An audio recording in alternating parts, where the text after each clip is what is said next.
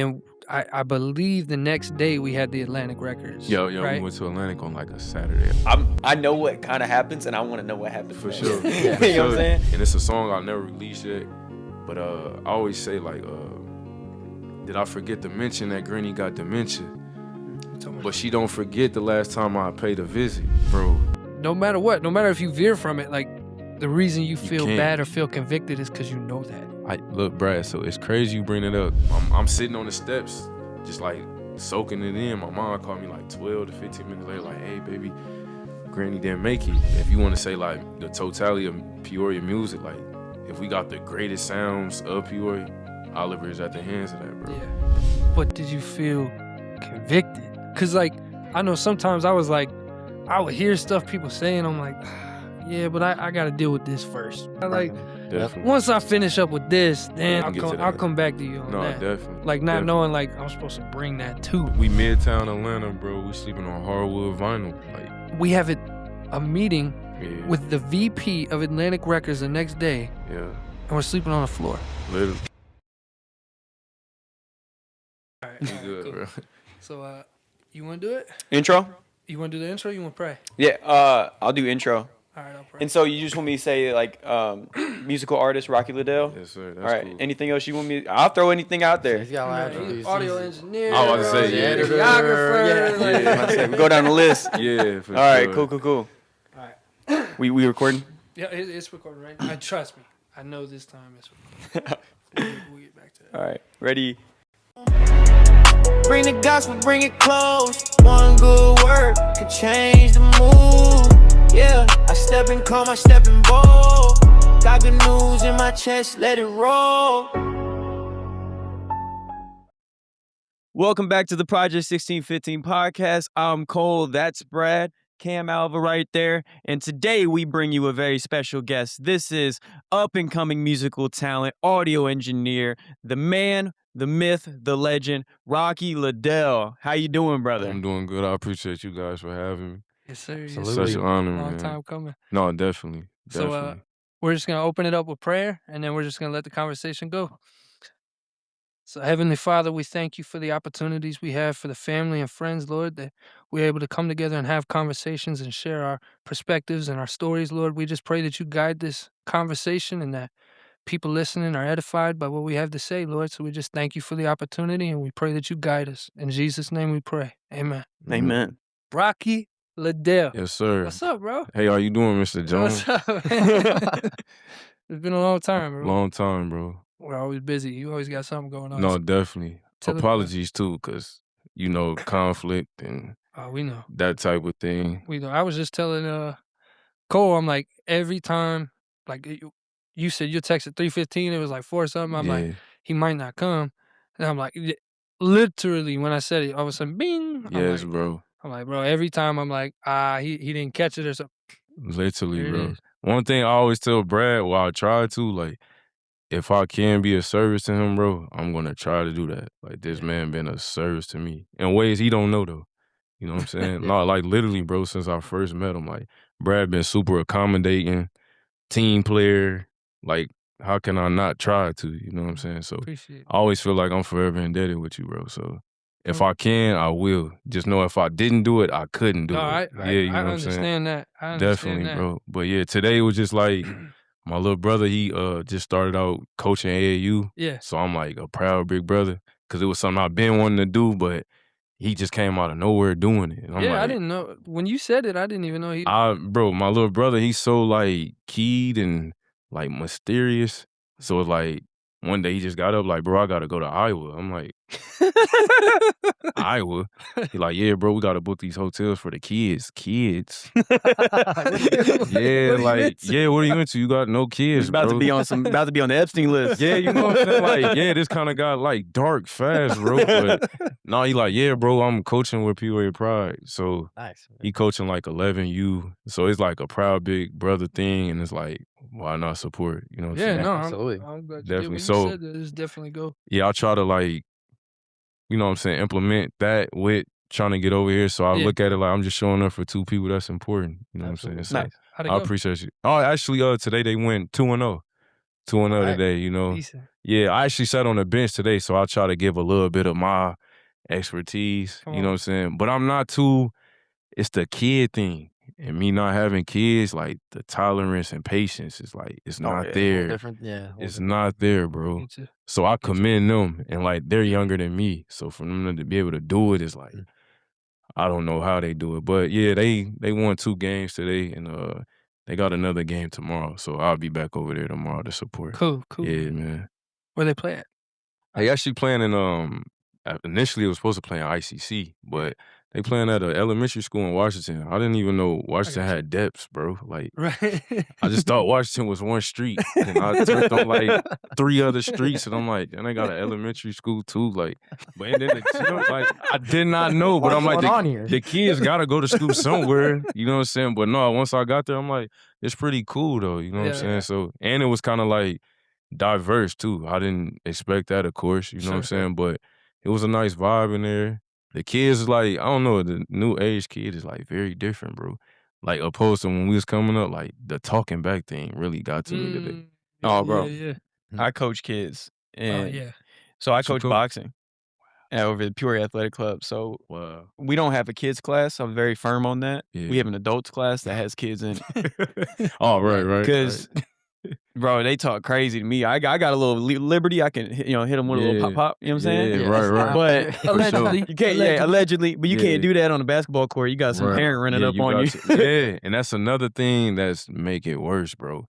The parents that doesn't allow the coach to coach. Right. You know what I'm saying? So it's That's like, huge. That's huge, bro. So like, I mean, moreover, like initially, like in the grand scheme of things, I always wanted to start my own AAU program, but that's like one of my big things that I want to get over because I feel like, you might not send your kids to somebody that don't got kids. You know what I'm saying? Right, So right. I don't know how to lead or like not lead, but like sell myself, and I don't like selling myself. For sure. I want myself to be, when you see me, it's like, okay, I got a good feel for him. Rapport with it. Yeah, you know what I'm saying? I don't want to sit here and try to sell myself to, you know what I'm saying? So that's really like my big hurdle right now that I want to get over. But yeah, once I got over there today, I was just like, a lot of the kids are like super combative, bro. Sure. And we did not grow up that way, bro. No, Not at all. I don't know where the disconnect came at. Or we the new adults and it's like, We We see super- everything We're just getting disgruntled old now. Bro. Yeah, exactly. I've heard some of the slang words and I'm mad. Oh, dude, yeah. I'm What mad does that when I even hear mean? it. You start I looking Bro. stuff up. don't- like- and they're laughing at me like, Yeah. bro. Yeah. literally, bro, I don't know if I'm starting to be that get off my lawn guy. Yeah, I'm there, I bro. don't, I am yeah, there. bro. No, I see before you even on them. No, literally, bro. I had Like- somebody cut through the yard, like, 'cause Oh, we you're got the literal gate. with it. Yeah. Oh, they was in the alley. They was in the alley, and they went through the backyard to like cut across. And our real deal was like, I kind of popped off on this kid. Like, I was like, bro, Yeah. don't come through my grass. Yeah, bro. Like, Yeah. It's just etiquette, bro. It's just certain Yeah. things Yeah, that you just shouldn't do. And I just know, like, earlier I just seen, and it was so crazy. One of the parents that was talking to the kid was actually the dad of the kid. That's what, like, threw me away. Like, Mhm. this is your actual child that's talking back. Like, Yeah, that's a little you know what I'm saying? So I don't know if the Public. kid is mindful enough to know, like, dad typical discipline, he can't do that here because we in front of a Okay. gym full of people. mhm. You know what I'm saying? But that's just one little thing that just resonated with me. Like, man, I don't know if I got the patience Sure. for Yeah. it, bro. It takes my wife is she coaches high school cheerleading. Okay. Yeah, dude, it's like a constant thing. That she's I like, "Do could you just believe how imagine. disrespectful sometimes they are?" That and is stuff?" And then crazy, bro. it's a battle too between like the parents too. Like you're constantly like in between.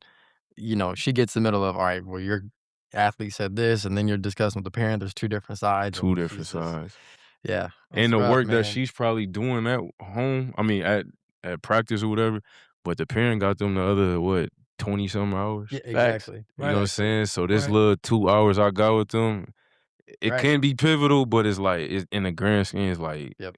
you know what I'm saying? So that's why I say, like, be profound and be, you know what I'm saying, stern and intentional when you do got the time with the kids. You know what I'm saying? Hopefully in that it, like, you know what I'm saying, it's settled with them. Make an But, impact. Right. you know what I'm Yeah. saying? But at the end of the day, it's like, it's only so much you can do. Exactly. You know what I'm saying? Yeah, Definitely they worth don't- it when you can. Like she's had a couple athletes say like thank you. Like, you're the only reason I stayed doing this. So it's That's like, you know, that's when you can honorable. actually impact the youth in that way, it's Yeah. pretty huge. No, definitely, bro. Typically don't understand till later. Exactly. Bro, When they look yeah, back they'll and look see back what Tell the me later. coach about actually it. did for them. Yep. Man, tell me Nice. about it, bro. Like, I still, like, it's a lot of coaches that I still run into. It's still coach forever. You know, Right. it just don't Yeah, always yeah, be it will that. be. Yeah, but it's just like little subtle things. I'll be like, yeah, man, if I wasn't. Because I, like, growing up, I was prone to quit everything, bro. I don't know where I got that quitting thing from, but I would say I probably think, like, I was taught, like, if you don't like it, don't do it. You know what I'm saying? That kind of, like, coincide with I never smoked or drunk before. Like, the peer pressure thing, I didn't land into it. So Right.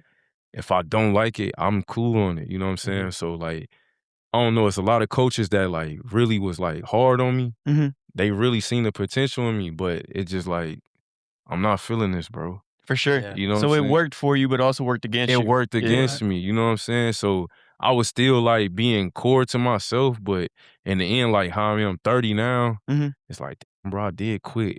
You know what I'm saying? But I would say, like, sports kind of, like, honed me. You know what I'm saying? Just from, like, accountability. That's, like, the biggest thing sports will teach you to me.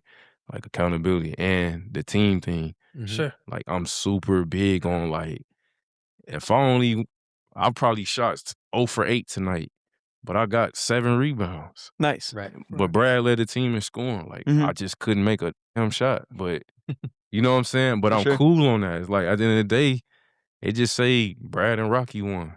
It don't say Brad won and Rocky played piss poor. Like, That's you how know what I'm saying? that's how you built your brand. The same thing. I Big. mean, I'm just super, like, big on, like, camaraderie and family, bro. yeah. But I would say, like, that came from my mom. Like, Okay. like my mom, she was the eldest of 10. And then, like, my grandmother, she was like she was a crack addict. So my mom just grew up just nurturing. Yeah. You know what I'm saying? She was, like, really the mom, because my grandma used to be on binges. For sure. You know what I'm saying? So Yup. my mom, she just super big on, like, you take care of the ones around you. So I'm super, like, and it's no coincidence my mom a teacher. Oh, She nice. just Yeah. used to just Yeah. nurturing. Exactly. You know what I'm saying? So I kind of take a lot from my mom. My mom got a huge heart, bro. So that's why, like, even if I gotta, like, spot myself and lean to somebody else, I'm used to that. I'm used to, like, I take the short end.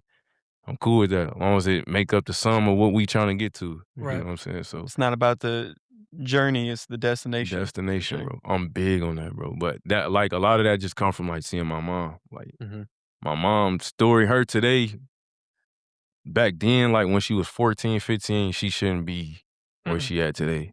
You know what I'm saying? But a lot of that just come from, like, the family orientation. Like, my mom, she was just super big on, like, take care of your siblings and all that. You know what I'm saying? But I can go on and on about that. You kind of got a similar family chemistry as we bond For over the sure. fact that, like, our dads Similar. are very similar. Very similar, bro. Actually, when I talked to my dad about the podcast, I'm Yeah. like, Rocky's gonna be our first guest. That's Well, fire. he was excited. That's fire. He was bro. excited because, like, That's he fire. hasn't really got a chance to meet you. Like, I Definitely. met your dad. And, Yeah, yeah.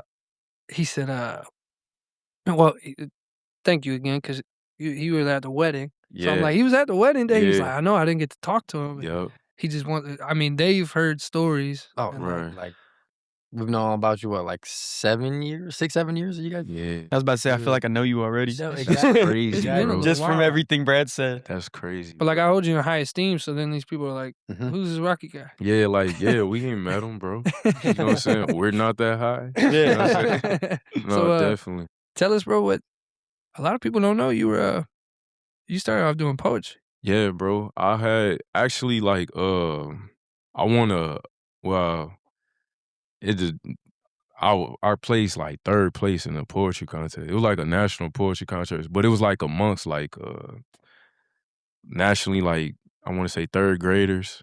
So it's like, I used to, at this time I was going to, I want to say Thomas Jefferson School. So after Thomas Jefferson, I used to go to the Boys and Girls Club. Okay. Over there off Kansas Street. And I had a counselor by the name of, I believe his name was Jeffrey Lovingood. He used to help me, like, because at this time, like, our confines then, like, who want to do poetry, bro? Like, that was Sure. not fly. It was Right, not right, fly. right. Like, when we get home from after school or when we get to the Boys and Girls Club, it was like we running straight to the computer lab, load up the latest music, the latest mini clip games. Yo. You know what I'm saying? It's like, but I'm over here trying to find a thesaurus. You know what I'm saying? Yeah, you know what I'm saying? So that's why I tell people too, like poetry really helped me become better at conversing because I was big on like thesaurus. I like one of my biggest things, bro, I just try to find, and it kind of led to the music. Like we all saying the same thing. Just gotta find a different way to say the same thing. That's what kind of stands out. You know what I'm saying? So if I be like riding down a block, I just say, yeah, bro, I'm pacing. Okay. Instead of riding or running, sprinting. It's like, you know what I'm saying? Separate you. Exactly. So another thing, like high school growing up, bro, I was like the friend out the group. I used to text their women for them. No, like no lie. Like they'll be like, Rock, what should I say? And they'll show me the message, and I'll be like, bro, you can't say that. That sounds so typical, bro. But I'm sure she heard that, bro. Like, you bad. It's like, just say like, bro, you gorgeous. Or, you know what I'm saying? Just other little things that they haven't. And at that age, it was like 12, 13. Ain't nobody telling no 12, 13-year-old they're gorgeous. Putting them on game. Yeah, you know what I'm saying? So all that led into like, I just was big on like, the poetry just led me to a thesaurus. Like, bro, how can I say descriptive stuff? Like, just other ways, you know? So within that, we came up with a poem.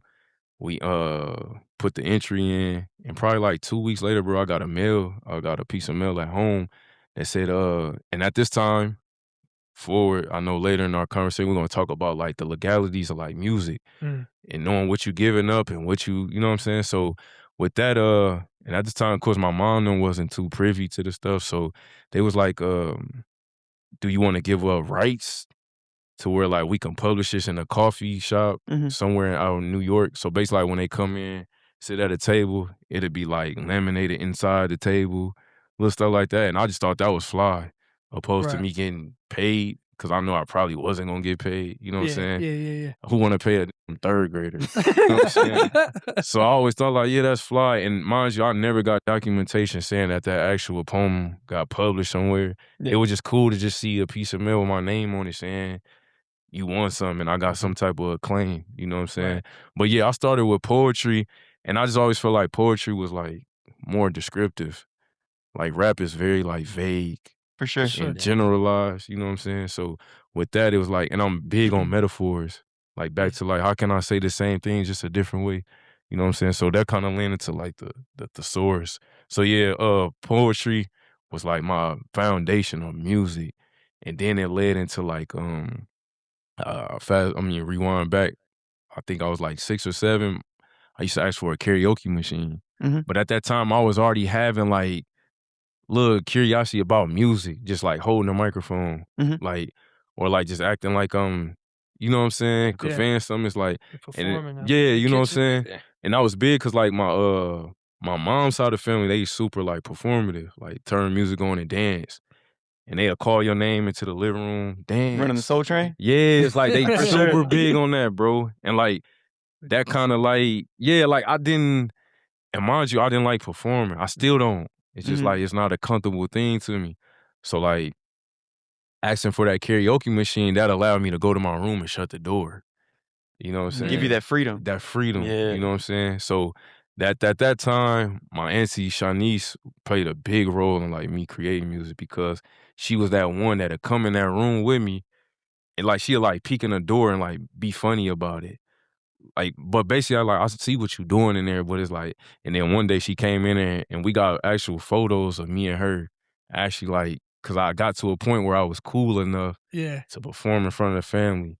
You know what I'm saying? So, but she'll be up there with me with a microphone too, and that kind of nice comfort. Yeah. You know what I'm saying? So all that lead into like, what I would say, I didn't start making music until I was like 21, I think. Okay. Cause it was like a confidence thing. And then it was a stigma. Like everybody, like the trajectory of a young black dude is like play ball, fail at that, and then start rapping. And if that don't work out, you selling something. Yeah, you know? For sure. And that's where we at. You know what I'm saying? So it's like, that was my thing. But everybody telling like, bro, you actually nice. You actually nice. I'm like, I'm not trying to hear that. It was cool, but it's like, I don't want to come out and say I'm a rapper. It's like the connotation of a rapper is not, I don't like the light that it's in these days. Yeah. So at that time, it was like, I'm just going to be that other dude that be like, oh, he rap too? Okay. And I didn't want to fall under that, you know what I'm saying? So prior to me actually coming out rapping, my guys, like my friends, we are like after school, we would get in the car and we'll turn on the beat and everybody freestyling in the car. They high, drunk, whatever the case is, just riding around headed to the next basketball session or whatever. And I'm the one back there not saying nothing. I wouldn't even say a word on the beat. I just like get congrats, like, hey, that was hard. Or like, okay, that was decent, you know what I'm saying? But I never say nothing myself. You know what I'm saying? So what led to me actually trying to do it was like my good friend Malik, Smokey. Like once he started rapping, it was like more or less like, okay, well, they like his music. I know they like mine because we got similar upbringing, the lingo the same, For sure. the same fashion stuff, all the stuff that kind of play into the rap mantra. You know what I'm saying? That's what gets sold in rap more than anything, like the imagery and the lingo. Right. So I'm like, bro, we grew up together. Like we gonna be saying the same type of stuff. You know what I'm saying? So at a time when I graduated high school, I didn't have no plan, bro. I literally I had like I don't even know if they even offer D3 scholarships for real. Yeah, For sure. yeah, right. But I talked to my counselor at the time. It was Miss Fitch and Mr. Lucas at Central. And Mr. Lucas was like, yeah, bro, I think you should just go ahead and take that offer up at Robert Morris. I'm like, it ain't the Robert Morris that'd be on ESPN. Yeah. They want in Peoria? Yeah. Yeah. It's like, I'm cool on that, bro. You know what I'm saying? I talked to the coach. He was emailing me back and forth. It's like, this not the move. Cause my circle of friends, we was kind of like, now I'm not gonna say the who's, but we had a couple who's on the hoop side in our circle, you know what I'm saying? So it's like, our thing was like D1 or nothing. Like, Right. if it ain't D1, bro, we're not doing it. Like, For sure. Cause at that time we had other interests. It's like, this is not gonna push that to the wayside, you know what I'm saying? So in that office, what I would say, I thought I was in love at that time.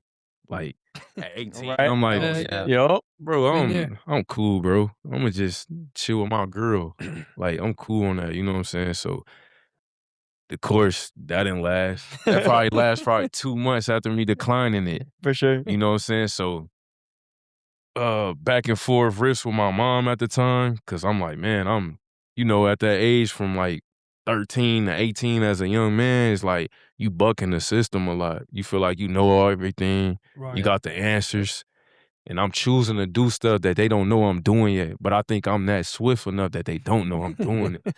So I'm really coming home and I'm doing certain stuff that be like, mind you, my dad got the similar upbringing as well that I was trying to do. So it's like, bro, I see everything you doing, but you think you that slick about it. You know what I'm saying? So me and my mom was having a lot of riffs and it led to her kicking me out. For sure. And I'm like, I don't know where to pivot. So I went out to DC. I stayed out in DC for about 1.5 years. Okay. So that same auntie that helped me with the karaoke, that's who I ran to. You know what I'm saying? So I was out there about 1.5 years or so. And I learned a lot of like structure, discipline, stuff that I was running from.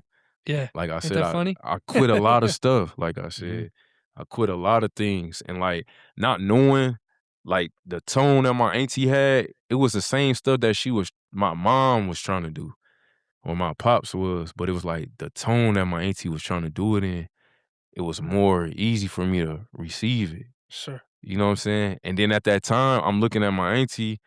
At this time, I believe auntie was probably like 26. Okay. I'm 18. Yeah. You know what I'm saying? So it's relative. It's like a cousin. Exactly. For sure. And my auntie always gave me like a big sister more than an auntie. Mhm. You know what I'm saying? It was like, I used to do a lot of things with her. Like my first basement party I went to was with my auntie. I was not of age to be in there, bro. But my auntie let me see all that. I was just like, man, I can't wait to get to high school. You know Facts. what I'm saying? So all that to say, once I got to DC, bro, I didn't know what it was like to like pay bills. Like the structure, like, I gotta be date oriented. Bro, I didn't have a bank account before I went out there. Then at that time, bro, I'm using public transportation. Like I gotta catch a train an hour before I gotta be where I'm about to be at. You know what I'm saying? So all that little things that my mom, they actually instilled in me, But at that age, at 16, my latter years in high school was like, I'm not trying to hear that. Yeah. I'm doing what I'm doing. You know what I'm saying? So mom just got to a point like, you just gonna have to lead it. Like, you not really contributing to nothing around here for you not to be abiding by nothing. Mhm. Right. You know what I'm saying? So me going out there and me and my auntie, like I said, I quit everything. Just one little dust up we had, I'm like, I'm finna leave. And I did. It was like, I did about a year or so. At this time, this first time I ever booked my own plane. Like, Yeah. cause headed out to DC, I never flew before. So it was a lot of like just adaptive stuff. So at that time, I'm so fierce. I'm like, bro, I'm finna just book me a plane back home. Knowing I got a fear of flying, but I just wanna stick it to somebody. You know what I'm saying? So I left, and that very day that I came back home, no lie, bro, I met up with Smokey, and we had went down to a little clothing store, and we had spent a little money to get some clothes or whatever. He like, what you got to do tonight? I'm like, nothing, bro. I'm here in Peoria with no plans. Like, back to square one. Mm-hmm. He's like, bro, I'm gonna shoot up to Bloomington for a little studio session. I'm like, studio? Yeah. Like, when we start doing that? Because before then, I know I'm all over, but at like 14, 15, our freshman year, we was recording off a Wii microphone. For sure. Yeah. For sure. You know what I'm saying? But mind you, at this time, like I said, if I go back to like when I was in a car when we was rapping and stuff, I was like more like the A&R dude then. And like Brad would tell you, like, I love that role. I like to like, not micromanage, because micromanage might give you a negative tone. Like, he want to tell you what to do and what not to do. I just like to put the little extra Direction. Yeah, you know what I'm yeah. saying? I like adding an extra season or something like, no, that'll take that to the next level. I love Yeah, that. They don't. I'm gonna talk about that. You do more than an audio engineer. I tell him all the time because he charges people to be an audio engineer, and then he comes and he helps them. Like they take advantage of the fact they know Rocky's in it for the love of the game, Right, bro. So right. he's gonna give me this line. He's Definitely. gonna finish it. He's gonna break out that thesaurus Let and it- tell me how to say it better. Let it- And then he will. let And it- he's coordinating it and everything. Like he's got his hands and Right. He cares everyone's about the music product. around. No, definitely. Just More for the than love of the anything. game. Just for Yeah. the love of the game. That's Definitely. the product he's putting Yeah. out there and everything. But So I imagine it could be so easy to like, if you're just doing it hourly, right? All right, I got As a somebody hustle. coming in. I'm going to sit here, press record, let him do his thing, and he can go. Bro, I done like, been in studios like that, bro. And that's Yeah. what kind of like made me change. Like, Right. not change, not saying I was that way at first, but I always said, like, if I was opening up a studio, I'm not being that I'll way. be that guy. Yeah. So, like, I would give credit to Oliver, Yeah. a dope engineer in the Midwest, bro. Yeah, But, yeah. like, literally, bro, at this time, I was hitting him up while I piggyback off the Smokey situation. Like, he was like, yeah, bro, we're going to shoot at the Bloomington. Mhm. And I'm like, bro, wait, bro, we was just recording in the closet. Like, now we're going to a studio. Yeah. I'm like, we ready for that? Not even a we thing. It was his session. So I'm really not trying to put a dampen in the plans, but it's like, well, if you with it, I'm with you. You know what I'm saying? So, like, yeah, bro, we're going to shoot at the Bloomington for like 3-4 hours. So I'm like, okay, cool. So I want to give thanks and praise to GC Simp, bro, Billy. Like, no Oh lie. yeah. Jordan's I'm about to say I brother? know Yeah, Billy. yeah, yeah. Bro, Bro, to middle school with him. like, literally, bro, no Kickball lie. legend, dude. Yeah, bro. facts. Kickball Bro, legend. coldest kickball player in the 309. That's Yeah. Maybe Midwest, bro, Dude, had a him- cannon. That's That a man was random Step fact. up to Facts. He was going D1, bro. A He was random going- fact. If they was pro kickball, he'd have been all over that. What? Yeah. Cold. A random Like fact, nice. bro. Like Yeah. actually nice with it. He I knows. can't wait He to like knows. get up with him about that. Yeah, he Like, bro, they knows. say you was nice with the kickball, bro. Still finding we were his so fucking Ice on the rap mound, tennis boy. Bro, right now. Right I now. can see it though now that y'all say You can that, see him yo. kicking it. Yes, Yeah. bro. Yeah. With a lot of force, bro.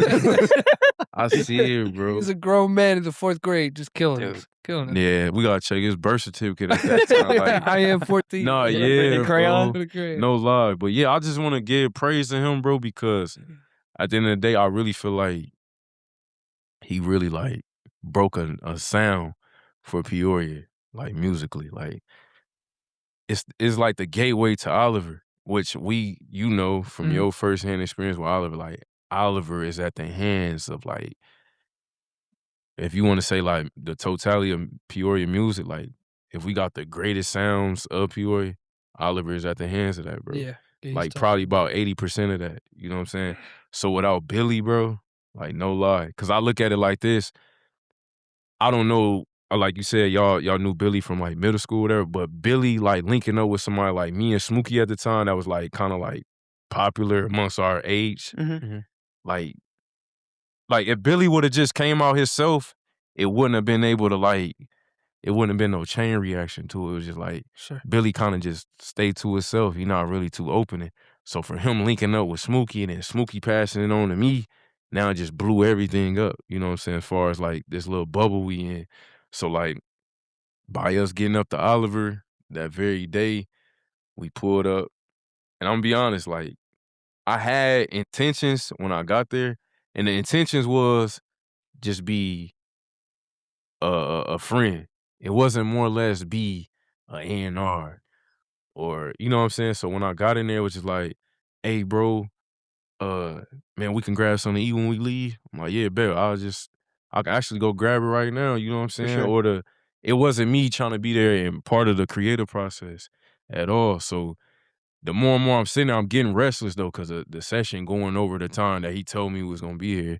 So I'm like, bro, I'm ready to go back home. Like, so just I started like paying attention to the process. I'm like, okay, Oliver just pressed record probably like 90 times. Now I'm doing math because I just crunch numbers all day. I'm like, bro. And at this time, I think Oliver's only charging a measly like 35 hour, which he always been like underpriced, bro. Yes. Like, Brad, to tell you, like, no lie, like I know we haven't went like global or widespread with it, but I'm a gambling man, bro. I'm willing to bet, bro. Like, it's probably like 10 to 20 better engineers to me than Oliver. You know what I'm saying? He's Like, I mean, he's got easy Netflix placements. He's yeah, on bro. soundtracks of movies that nobody knows, like Literally. Marvel stuff. He's done it all. Literally, from He's like been down to Nashville and comes back. literally, Like, he had that one artist that he like was like, drop everything, we'll get you a deal. literally, Like literally, played that role too. literally. Like, And he when they knows got the music deal for industry. him and everything, you know what I'm saying? He done did, I'm talking about diverse language, you know what I'm saying? He produced for Disney. He's he actually working on a new GTA 6 as we speaking right now. Fire. Literally, That'll never bro. come out, right? Yeah. Right? At We this got Rocky on the Yeah. pod before GTA 6. Yeah. Oh, literally, bro. That's nuts. I never would have thought I'd be in that. You know what I'm saying? But literally, bro, like he worked on All American. That's on the CW. Okay. Yeah. Like I said, he did some placements with like Sony. He had actually like a legal situation with like Sway Lee and a producer. I think it was Molly Raw, if I'm not mistaken at the time. But like Oliver is like, he's definitely industry. You know what I'm saying? Like that's his lane. That's his lane, For bro. sure. Like, and basically, like, I feel like he's just an outlier from where he at. Like, you don't find a gold mine like that in Peoria and Bloomington. For sure. You know what I'm saying? What's the chances of that? So, like I said, just me sitting in the studio, I'm like, bro, now I'm like, I'm doing stuff that's lame as hell. I'm counting his pockets now. I'm like, bro, he just pressing record. Cause if anybody know Billy and Smokey like recording process, it's not prepared. They literally just go in there. It's nothing that's on a notepad. It's nothing like on the way up to Bloomington, we was finding beats. Okay. You know what I'm saying? So Yeah. it's like Oliver, like Brad will tell you that process, like you're keen to be like, it's a lot of mistakes. You're just gonna go back over and over, doing the same line. Oh, let me punch in right here. Or no, take that out. I'm gonna say something else right here. So Oliver was doing that repeatedly for like 5 hours. And I'm just sitting there like, bro, I don't know if this easy money or annoying money. Cause I would be annoyed more than anything. For sure. Cause I don't like to be ill prepared for nothing.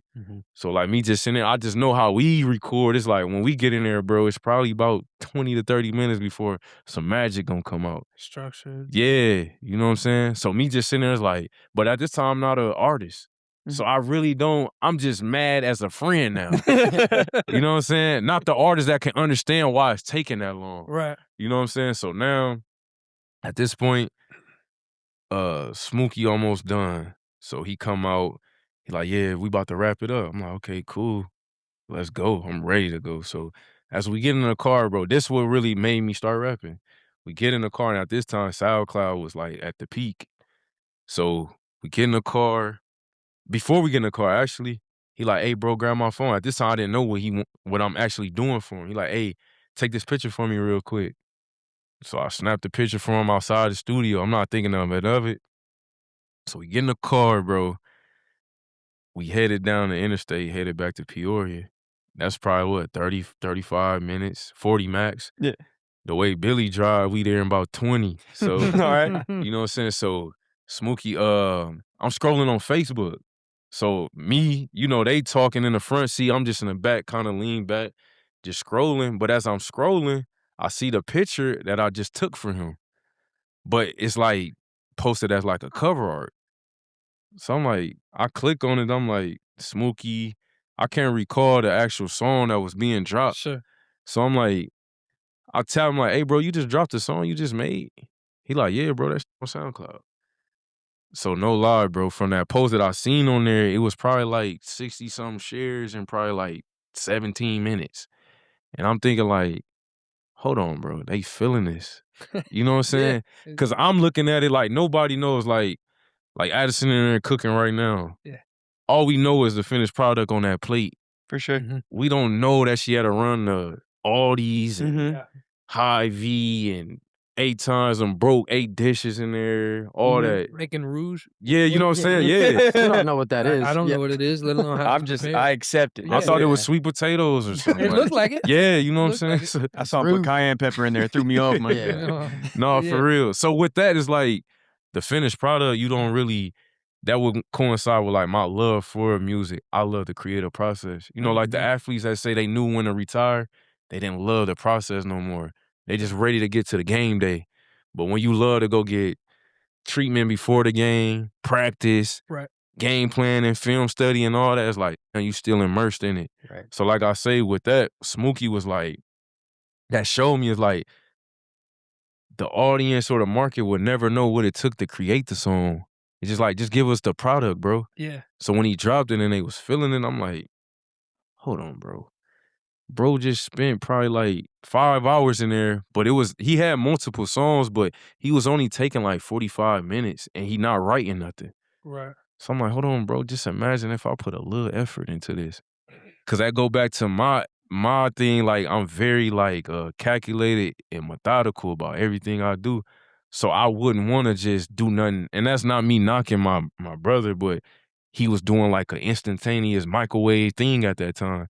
And I was cool with putting it in a crock pot. Okay. You know what I'm saying? Yeah, So I it's like like, that. okay, if I get home and just doctor this up, like that line that he probably spent 30 seconds on, like, Brad, if I just open up that the source, like, no, I'm gonna spend probably 1:15 on this line. You know what I'm saying?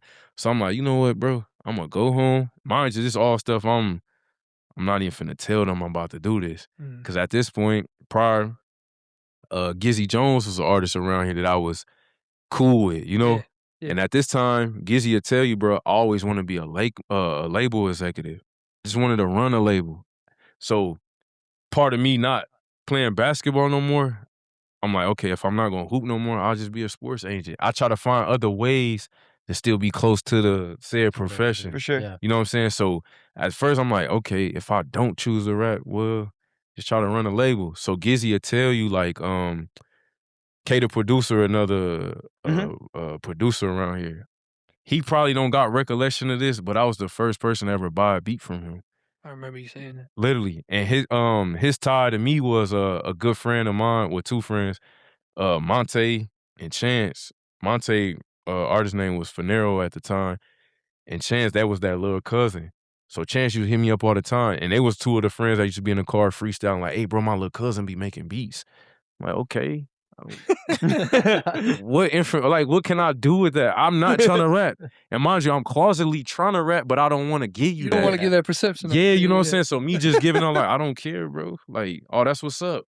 But whole time I get on Facebook like, oh, what's his name? You know what I'm saying? Yeah, you know what I'm saying? So I end up hitting him up. And at this time, it's just crazy how time advanced. Like, bro, he actually came to my crib with the fucking like tower to the computer. Yeah. You know, everything's so minimal now. Dang. You know what I'm saying? Like Sure. now I could pull up with my MacBook and my little flash drive and Be all right. play you the beats. Like, no, bro walked in my room with a tower, bro. The whole PC. The whole PC. Yeah, that's effort, man. Bro, so it was dedication. And what's so crazy Yeah, no about you kidding. saying effort, he stayed at this time, he stayed on Thrush, bro. Mhm. And I I know stayed the on house. GIF. Mhm. I know that. Bro, I really, if I'm not mistaken, bro really put his tower in a duffel bag and walked to my crib. Cause at that time, nobody was like, at that time, you know, you just imagine you just creating in a room at your mom crib. You not believing nobody finna buy this from you. So when I called him, I think I hit Chance back, like, hey, bro, I lied, bro. I do care. I do care. How I get in touch with Caleb, bro? He like, oh, I'll just give you the number. I'll just tell him your address. I'm like, yeah, have him pull up because I got Gizzy over here, and Gizzy a R&B guy at this time. So I'm like, man, just see if he got some few beats in, because that was my first like time of trying to like, okay, I'm gonna get beats for an artist. Not saying Gizzy my artist, but I'm trying the A&R thing. You know what I'm saying? So Caleb pulled up. He played us like, I want to say like 10 to 12 beats, and I picked like 2, and I gave him about $60. And we never used the beats. The $60 was just like Part of the process. It's part of the process, you know what I'm saying? I could just add that to the negative I'm already in with music. Like that's $60 more I'm in the red. So what that was, it was just fly to say like, yeah, I bought some beats. You know what I'm saying? Because at that time, we not really investing no money in the music. It's just literally just a dream. Like, yeah, bro, I do music. But I always tell artists like, it's a hobby until you invest something in it, to me. You know what I'm saying? So at that time, fast forward when we was leaving the studio with Smokey or whatever, I'm like, man, once I get home, I'm gonna just find these little beats, then I'm gonna just try to get up here with Oliver. So this was like, if I tell you this pivot to where now what made me go get a studio, I called Oliver, it was like a Tuesday. I found some beats. I think I got some fire. At this time, it's probably not, but you know, your first time, you think everything fire with your first. Excited, You know what I'm saying? So first one you heard. the first one, you know it's fire, but can't nobody tell you no different. Nope. So I called him. I swear, no lie, bro. I called him and I'm like, yo, Oliver. He like, yo, who's this? But I'm talking to him as if I know him or something. Like, I have no rapport with him at all. It's like, so I'm like, yeah, bro, this Rocky. He like, yo, who is this? I'm like, it's Rocky. Like, yo, who the f is Rocky? Like, I'm like, oh, bro, I just came out there with Smokey and GC Samp, bro. I was just trying to see if I can get a session. He's like, yeah, bro, I don't have, and you know Oliver. Oliver's like straight to the point. It's like, it almost give off like a fucking like jerk. You know what I'm saying? He like, yeah, bro, I don't got no openings. I don't got no openings. But he didn't give me the follow-up like, yeah, I might have an opening. Yeah. So I'm like, how y'all even begin to spend money with somebody like, dude? You know what I'm saying? So it kind of threw me on. I'm like, okay. I hit him up the next day. I'm like, yo, at this time, I wouldn't even call him I was still Oliver. We got cool enough so I can call you So I'm like, yeah, by the way, you got any openings? He was like, yeah, bro, I got something Friday. But it kind of took the air out the sales because it was like, you know, from creating, like, when you first come up with something, you want to put that raw emotion that you had it when you first. Yes, because you have it. It's you have it. So, like, for him to tell me on, like, a Tuesday night or a Wednesday morning that you can't get in the studio till Friday, it kind of took it out. I'm like, I wonder if I can recapture this same. So you have to recreate the same movie. Yeah. Right. And, like, who's to say, like, bro, you know, just penning is like, I'm just excited because it's my first time doing it. But that Friday night, the angst and anxiety might settle in. Is like, I'm not going to be able to do it. You know what I'm saying? So Friday, I get up there. Of course, it went how I expected. Ass. It was not good. You know what I'm saying? But I looked at it like, damn, I spent like 120 with him. You know what I'm saying? So I tried it again. I'm like, you know what? I'm going to just take Smokey with me. So bro ended up going up there with me. And I would say this, my first time releasing a song to the general public, it did like 40,000 plays on SoundCloud. Oh, wow. And I always say the thanks to Smokey because like he already had a following at that time. Yeah, he did. Yeah, you know. Right, yeah. And I would never undervalue his role in my career, bro. I would never. Like, it's something to be said, like, that's like Bronny, bro. Like, you could say your pop's the greatest. For sure. You know what I'm saying? So it's like, for you to just, now you get to train with the greatest. You know what I'm saying? Or like, just think about it. Or Kyrie at the time, he was I don't want to say he the sidekick to LeBron, but it's like, bro, you get to soak in that every day. So at that time, it's like, who can come in locally is like, Smokey, my best friend at this time with music. It's like, not too many artists could get a Smokey feature, they debut. Yeah, he was the local guy. He was the local guy. So Guy. it's like, I will always give him thanks for that because it's like, and my first song was with Smokey and it did 40,000 plays. So it's like, Right. now I got a little badge of honor now. It's like, Mhm. now it make it easy for me to follow up now. You know what I'm Because saying? people tuned in. They tune You in. got the They're wind under your encouraged. sails now. You know what I'm Yep. saying? Because that first time, just imagine dropping your first time and you getting 20 plays. You going to be like, man, I'm cool on Yeah, this. you might quit from that. Yeah. I'm done. You know what I'm saying? So that's what kind of like made me more engaged with Mhm. it. So there on forward, like I just start zoning in on it, and like that's where like Trapped ended up coming. And I Mm. didn't even know I was creating my first album because I was so in love with the process. Mhm. Then I looked up one day like, damn, bro, you got like 30-something songs because I just fell in love with it. And then it just got to a point where it's like, all right, now I got to start condensing stuff and playlisting because like, bro, you got an album now. And that's when I knew it was like, I'm an artist now because an Yeah, album is like, it's a body of work. That's a body of work. right literally, there. bro. And you had Trapped, and then you what, like 3 others after that? Yup. That's selfishly, I'm gonna say that's when I like you the most, the body, because you're conceptual. Very So when you much. got a concept, Literally. you got about 12, 13 songs on that same concept. Definitely. I was talking to Cole about SinSayShun, Yeah. SinSayShun, and the whole thing was Yup. Definitely. that's reading the thesauruses, dude. No, definitely, Got bro. you, man. Yeah, definitely, bro. Yeah, you had every mood throughout the Literally. songs and So, everything. like, I would say, like, Trap helped me, of course, with the sensation because, like you said, I'm very concept-based. I don't like feeling like I'm doing something with no purpose. Like, Mhm. we do a lot of things just freely, where it's like, what is that adding to? Or, you know what I'm saying? So I'm big on that. So, like, the trap thing, at that time, literally, bro, I was a bum. Like, literally, bro. Like, I mean, in my terms of bum, you know what I'm Sure. saying? Somebody else might be like, bro, you was doing good for yourself. But I'm looking at like, bro, I'm really bumming it, bro. Cause like, and I always say like, I didn't have a peace of mind at that time, bro.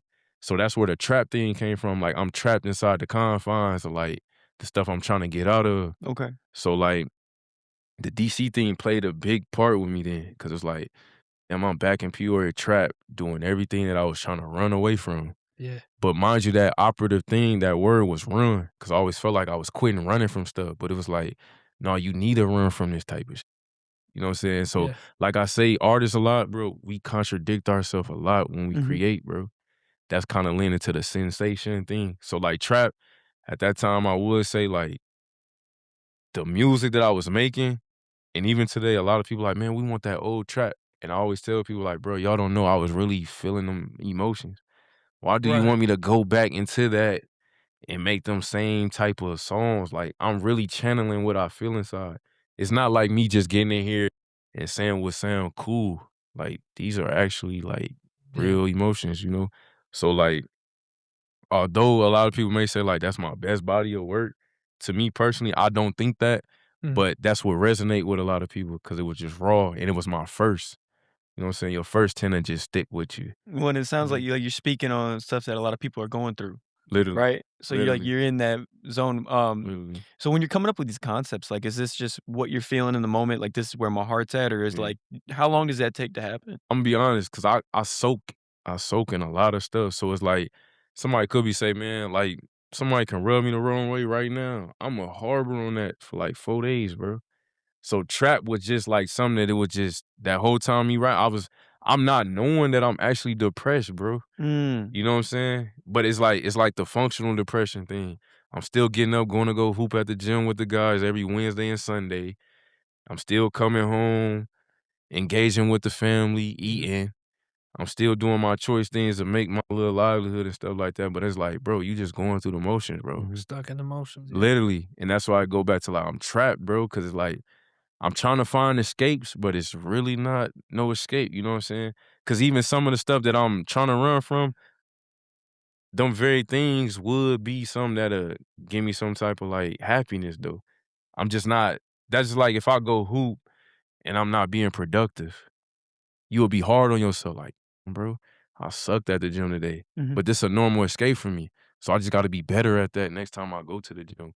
You know what I'm saying? Like you're trying to make the happiness again. You know what I'm saying? Right. So within creating a trap, it was just like should I be soaking in it? Or like, because a lot of people might feel like, well, Let's Sail was really hurting them. And at that point, I'm like, bro, I don't know if I want to keep making these type of songs.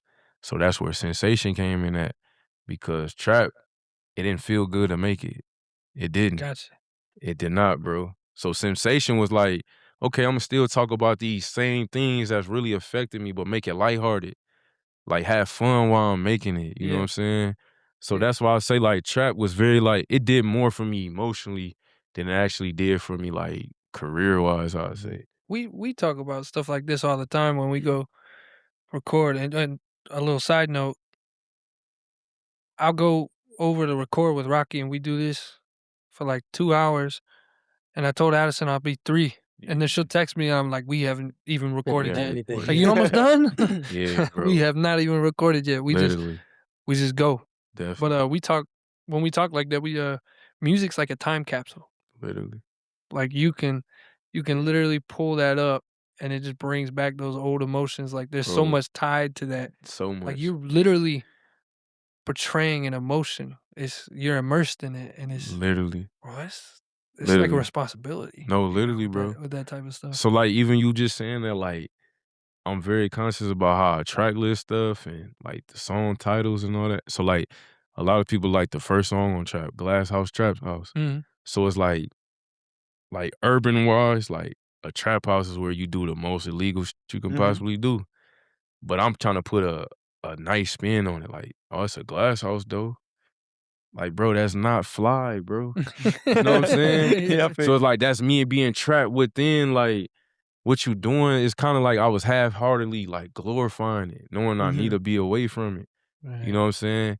So like, I believe the second song on there was striving to get out of that. You know what I'm saying?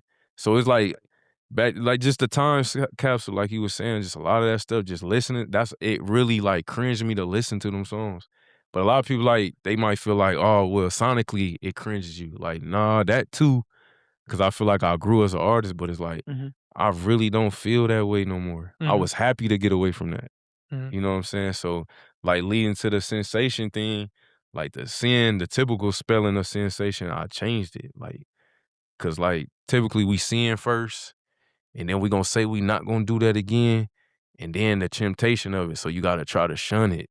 Right. That's where that came from, SinSayShun. So that was like, and within that was like the big, at that time, bro, I was super lustful, bro.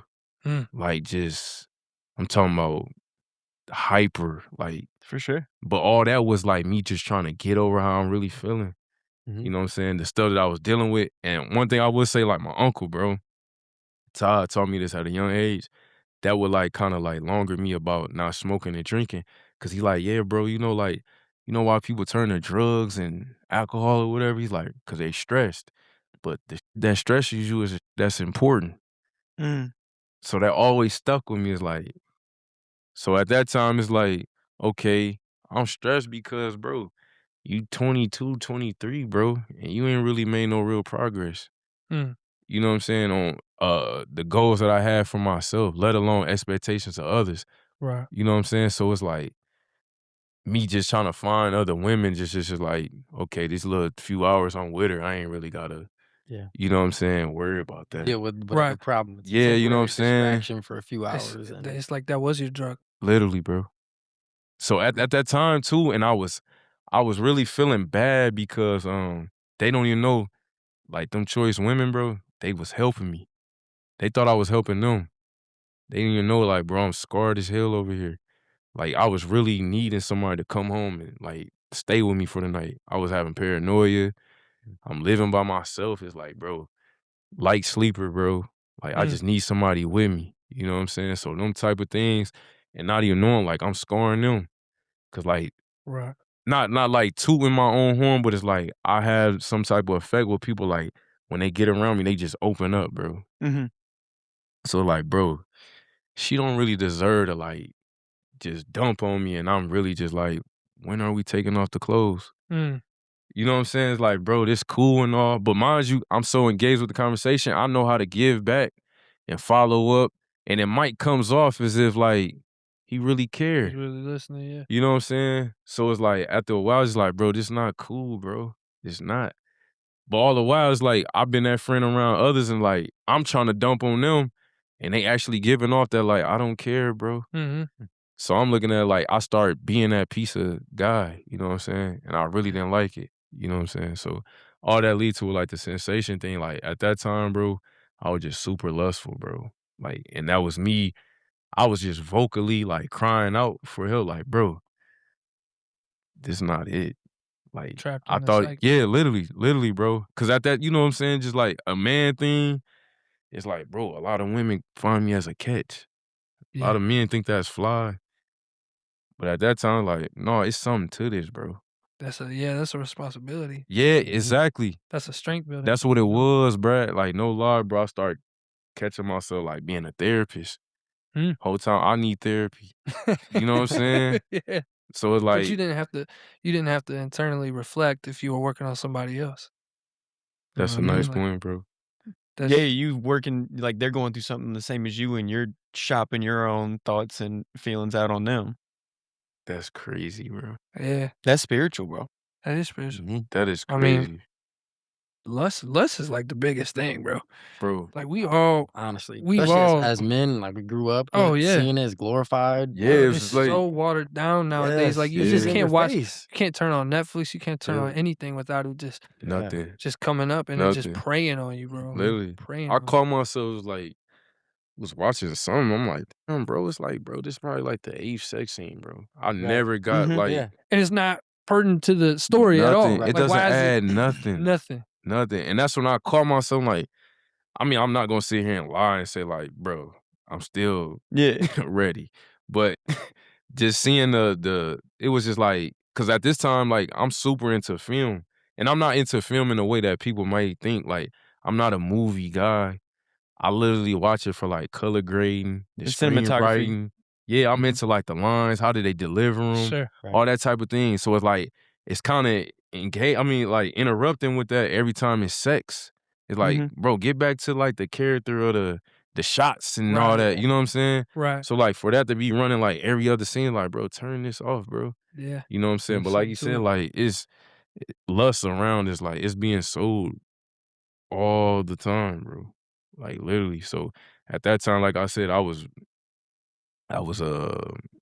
open and easily accessible Sure. at that time that the sensation thing was going on, because like that was the only thing I felt like was really helping me cope with what I was going through. Like just, and at that point, like, bro, it started feeling like an activity. It was just something to do. It wasn't what I always treated the act of sex at that time, which is like supposed to be a common want for each other and Yeah. binding of something, you know what I'm saying? It is. It is. You know what I'm It's saying? two becoming one. Yeah, you know what I'm I mean? saying? Yeah. And I was very keen on that. That's why I was mindful about who I was engaging with. Sure. But at a point, it just got to where it was just like, where's this leading to, bro? Mm. It was just merely like, okay, I just need somebody to sleep with me tonight. I ain't been able to sleep lately. You know what I'm saying? So I just felt like I was just doing a disservice to a lot of people at that time. But artists, you know, we try to create something out of that. Right. You know what I'm We saying? can use that selfishly for Yeah, exactly. put us in a I different was time being capsule. selfish. I was You know what I being mean? selfish. Like, okay, well, I'm just gonna make a body of work out of that. Yeah. And everybody, ooh, this fire. Back again. Man, make some of them songs like Sensation. Y'all don't know what I was going through during that time, bro. Yeah. Yeah. Like, I don't want to be that guy no more. Right. That's what led me to being with Keisha at the time. Yeah. Shantae is like, Yeah. bro, like, she was like my release from that. Like, damn. Cause That's the destination. Like yeah, the bodies of work is all the growth you've been literally, to bro. prepare you for Definitely, that type bro. of Definitely. commitment. It was. And like I say, like Keisha was like, when she came, and my life, bro, was like a reminder of like my essence, bro. Cause it was like, I grew up, my mom and pops been married, well, they've been together for like 33 years. Okay. That's not typical of my demographic, you know what I'm Sure. saying? Right. So I'm a hopeless romantic, bro. You will hear it even in the rap mantra. Like, I might say some bodacious or, you know what I'm saying? But you can hear the lover in him. You know what I'm Yeah. saying? Yeah. Yeah. Yeah. You can always just like, yeah, she treated me away, but I'm still that guy. Like, Mhm. why did you reference that she treated you away? But you still that guy though. So it's like that little capsule right there was like, no, he really felt the way about her treating her that. Like, I'm just a lover guy. So the hopeless romantic in me, when I ran into when me and Keisha decided to like be together, it was just a reminder, like, bro, that's what I grew up on, being with somebody. For One, sure. Yeah, you had that example. exactly, How do you think it'd be different if you didn't have your dad and the relationship you got, man? Because I can't imagine like bro. the relationship I have with my dad, dude. I don't take for Yeah, granted. Like definitely, and we got a similar definitely. Dynamic, type of yeah, dynamic for sure, that you do as your dad's doing definitely. in this. I would say, like, honestly, bro, that's why I never underrate like my mom and my pops' influence. Of course, they who gave us birth or whatever, but Yeah. like like just knowing they humble beginnings, bro. Mm-hmm. Bro, I'm not supposed to be right here doing good, bro. Yeah. Like my dad, my grandma, which was the mom of my dad, she gave him up at like, I want to say like between 6 months and a year, gave him up to my grandma. So my grandma at that time, my great grandma, she was staying in the projects, and she was just like one of the ones that you just find like an outlier of the projects. Very religious based, bro. Yeah. Very. So it's like those little core things that was in her, she gave that to my dad at a very young age. It's That's more. why people come around my dad like, bro, you mature beyond your years because he has a grandma that's raising him. Yeah. And she's into religion. Yo, So you're gonna say, yes, ma'am, no, ma'am, yes, sir, Sure. no, sir. You know what I'm saying? You're gonna speak when spoken to. You're not gonna talk over nobody else.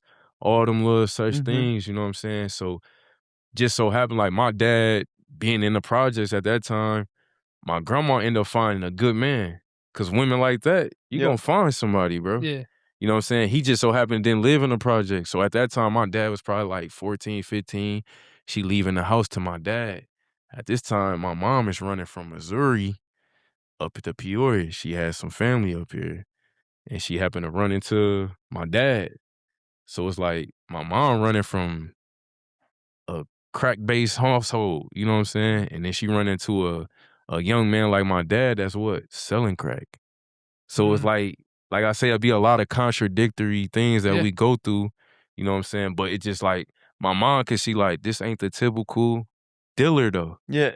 You know what I'm saying? It's a heart under all that, bro. Yeah. She's seen that. She seen that, you know what I'm saying? So within all that, like my grandma used to leave the house to my dad and stuff like that. They doing a young, hot, young, they doing loving on each other and stuff like that. My grandma used to come home and find my mom in the closet, little stuff like that. You know what I'm saying? Smell like sex Yeah, in it here. smell like sex in here. It smell 30 in here. Y'all For sure. 15. You know what I'm saying?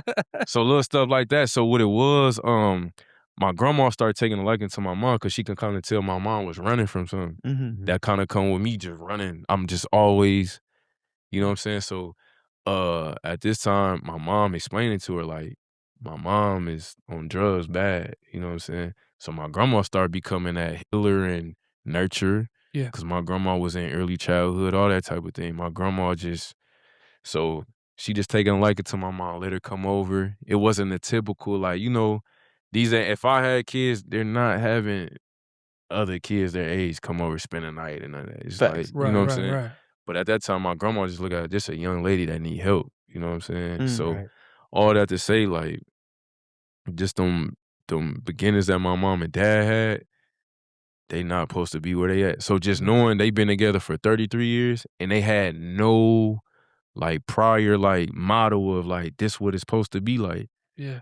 Like my grandma, both grandmas, like it was just he here, he gone, woo, woo. My mom didn't know what love was. Man. You know what I'm saying? And my dad really didn't know what love was because his dad was never around. His dad used to come to that same project and go next door and go talk to other mothers. He'd act like my dad just, you know what I'm saying? So all that to say, like, my dad grew up without his pops. My mom grew up without her pops, so to say. And it was just like, how the hell I get some great parents? Isn't that such a testament to who they are, that they're so Bro. family oriented? Bro, They didn't have that example, and like, at all. bro, I've always had major respect for your parents. Bro. Like, Definitely, bro. they have to be They did it the hard way. The hard way, They bro. did it the hard way. The hard way. And I always tell them, cause like my mom's super hard on herself. And I tell her all the time, like, bro, they was kids raising a kid. So I never condemn them for the lack thereof or what we had or none of that. It's like, bro, y'all learning on the job. Yeah. You know what I'm saying? And then it's like, y'all don't got those references or that support system. Like if bills or money slow over here, like I can just call my mom. Like we can probably tend to do these days, you know what I'm saying? But it's like my mom couldn't call her mom and say, hey mom, the lights off over here. Right. You know what I'm saying? All them little things. My mom didn't have no support system. My mom was the support system. And her not knowing like she is the foundation of everything we trying to build now. You know what I'm saying? Right. So all that lead to like, just like, I don't know, man. I feel like my mom and dad, like, bro, I don't even know how they end up the way they are, bro. Cause they had no model to go off of. It was just literally like, we just learning. Isn't it crazy your great grandmother's morals and that foundation she had has gone down Literally. and affected to you, to Bro, your brothers, to all of that. Like bro, no matter what, no matter if you veer from it, like the reason you feel can't- bad or feel convicted is because you know that. look, Brad, so it's crazy you bring it up because that great grandma, Bernice Hines, she passed away. She passed away about 3 years ago, bro. And it's crazy because like I try not to like get into the addition by subtracting thing, because I got this thing like as a late, like I feel like in order for me to gain something's finna get took away, bro. I always try, like I say, I crunch numbers. I be feeling like, bro, it can't keep being positives. Sure.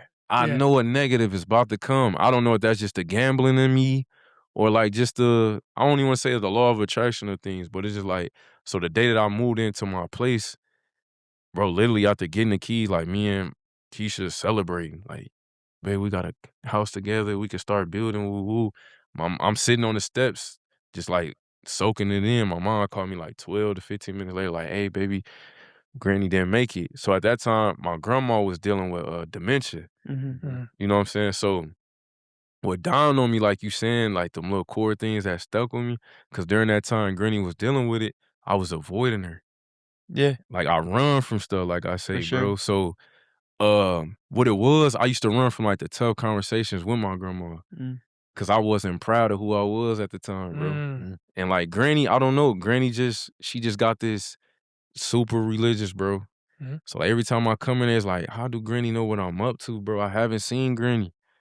And She's Granny, wise. She's praying on you you, know what I'm man. saying? Wise. Literally. And it's like, you so old, it's like, I know you ain't get a word from a bird on the street, like Rocky out here doing this and that, you know what I'm saying? So when I'm coming in the house, it's like, big things she would say, like, you been looking for a job? But at this time, I don't want to tell Granny, working ain't for me. Yeah. But it's like, who are you at 19 at this time to be telling your grandma, like, I ain't finna work no job? But I already had that made up when I was like 7, bro. No lie. When I was getting that karaoke machine and stuff, because I used to learn, like, the age I'm in now, 30, my mom was trying to, like, and like I say, they was kids too. So they didn't know what they was, like, exposing to me at the time was, like, really sitting with me. So at this time, anybody that asked me, like, probably, like, my 3 favorite movies, one is, like, Superbad. I love Superbad. Yeah, dude. Like, it's nothing that's gonna top Superbad, I wouldn't have bro. guessed that, bro. Nothing, bro. Nothing gonna top Superbad, Let's bro. go. Literally, bro. The Goldschlager. Bro, nothing is top Superbad, bro. Literally. And then 2 is like a toss-up, but like Boys in the Hood or whatever, that type of thing. And Friday is like a comfort movie for me. Right. Yeah. It's just comfort, sure. bro. And then Minister Society. That's like John Singleton, of course, he directed Boys in the Hood too, but like Minister Society, because like I remember vividly, bro, sitting in the living room with my mom and dad. Like, I really feel like at that age, I'm like 5 or 6. I think my pops around that time, he probably 26, 25 at that time. Man. Yeah, he probably like 24, 25 at that time. My mom at that time probably was like 21, 22. Sure. So they ain't really like, but all I remember is like, hey, close your eyes. Why do I have to close my eyes? So now I'm intrigued now. Like, Yeah. so I just remember little stuff like when society had these choice things like a certain car, like what car you driving? That's what made me big. I'm like, how you riding? then the rims on the car. Yep. And what kind of grill you Them got in the Daytons. passenger seat? Yeah, the Yeah, gold Daytons. yep. Look at them wheels. You know what I'm Mhm. saying? So then, like, what old lady you got in the passenger seat? Like, Mhm. all that. You know what I'm saying?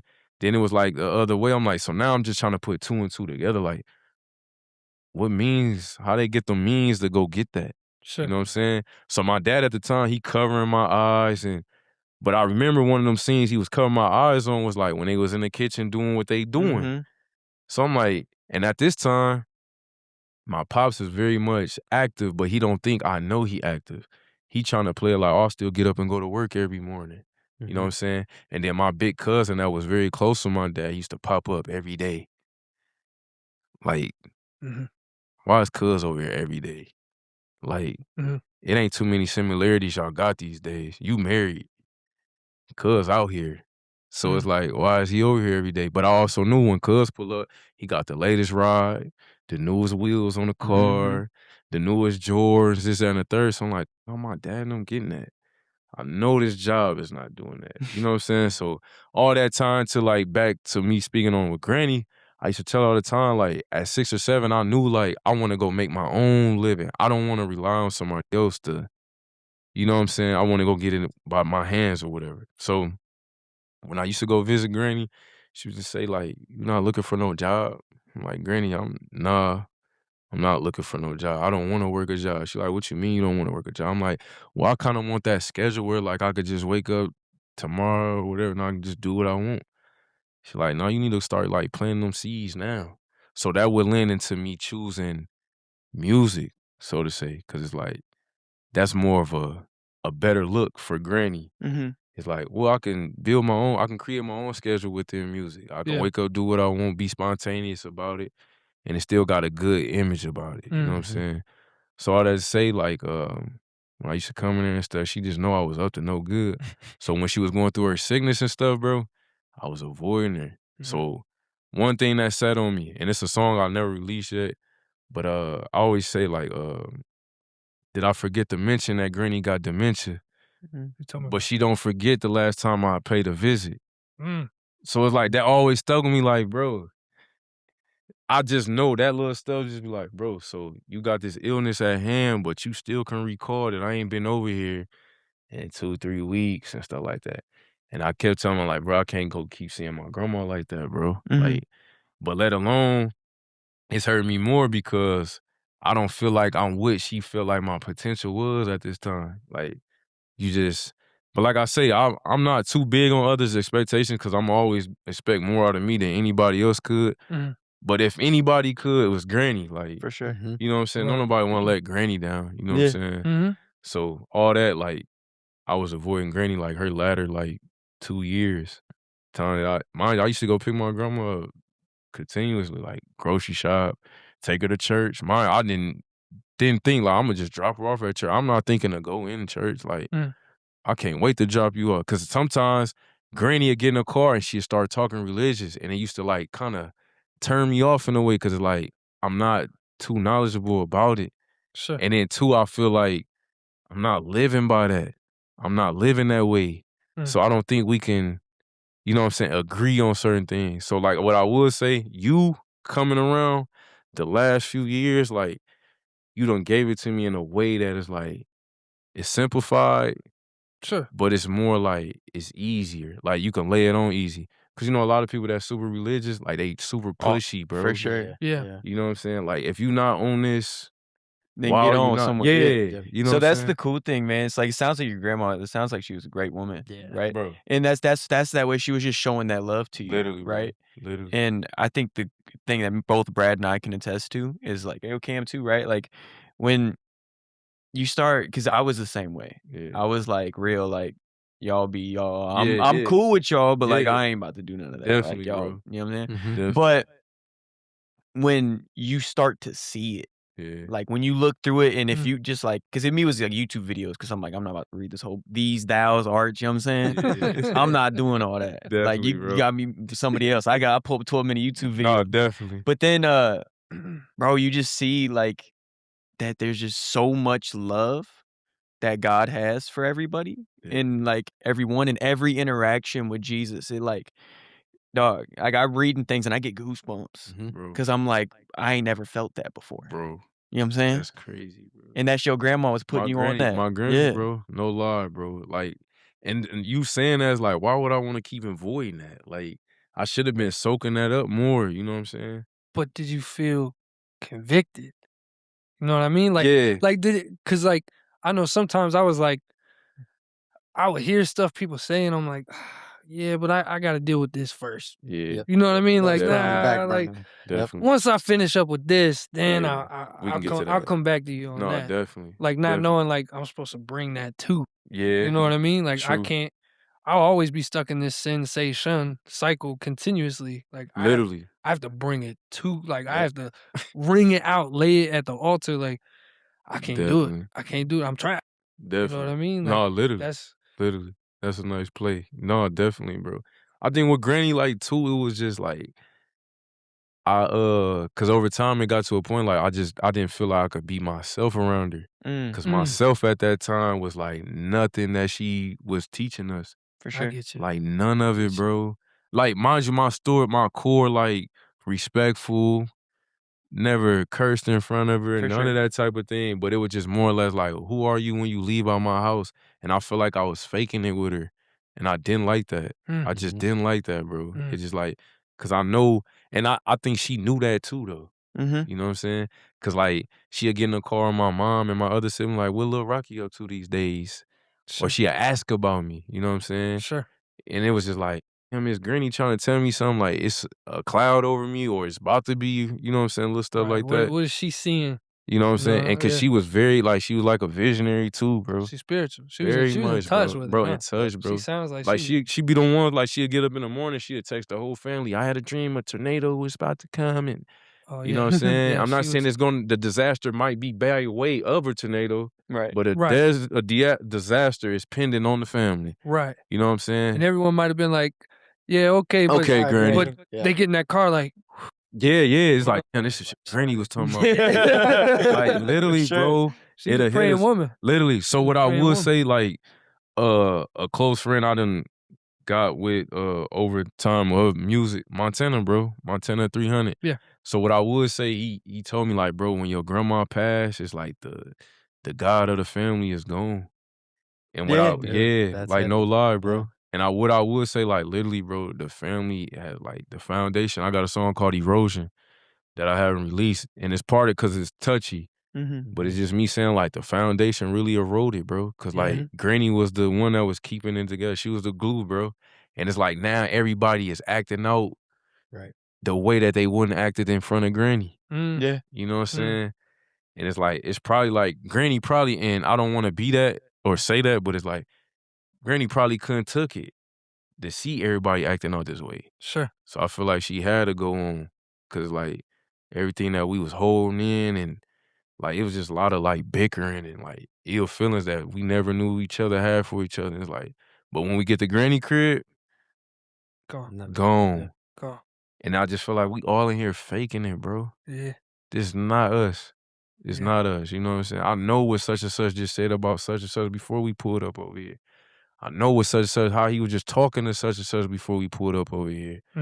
I know how such and such just borrowed this from such and such and ain't paid such and such back. Or like stuff that Granny didn't, you know what I'm saying? It was Yeah. like, so when we get over there, then too, like the attendance was dwindling. Certain family members not coming in town no more. Then when we get to Granny crib, only a couple from this household coming. A couple from this household coming. It's like, Right. it ain't, that family picture is getting smaller and smaller and It's smaller. sad. It's sad. You know too. what I'm saying? Yeah, I've had similar instances. Definitely, bro. So yeah, I just feel like that's one thing I learned from Montana, bro. He's just like, when Granny gone, bro, it's like the God of the family, bro. I attest to that, bro. Like, It's like every grandma was a foundation. They brought like Right. I wouldn't be. My family wouldn't know God at all if it weren't for my grandma. my grandma, bro.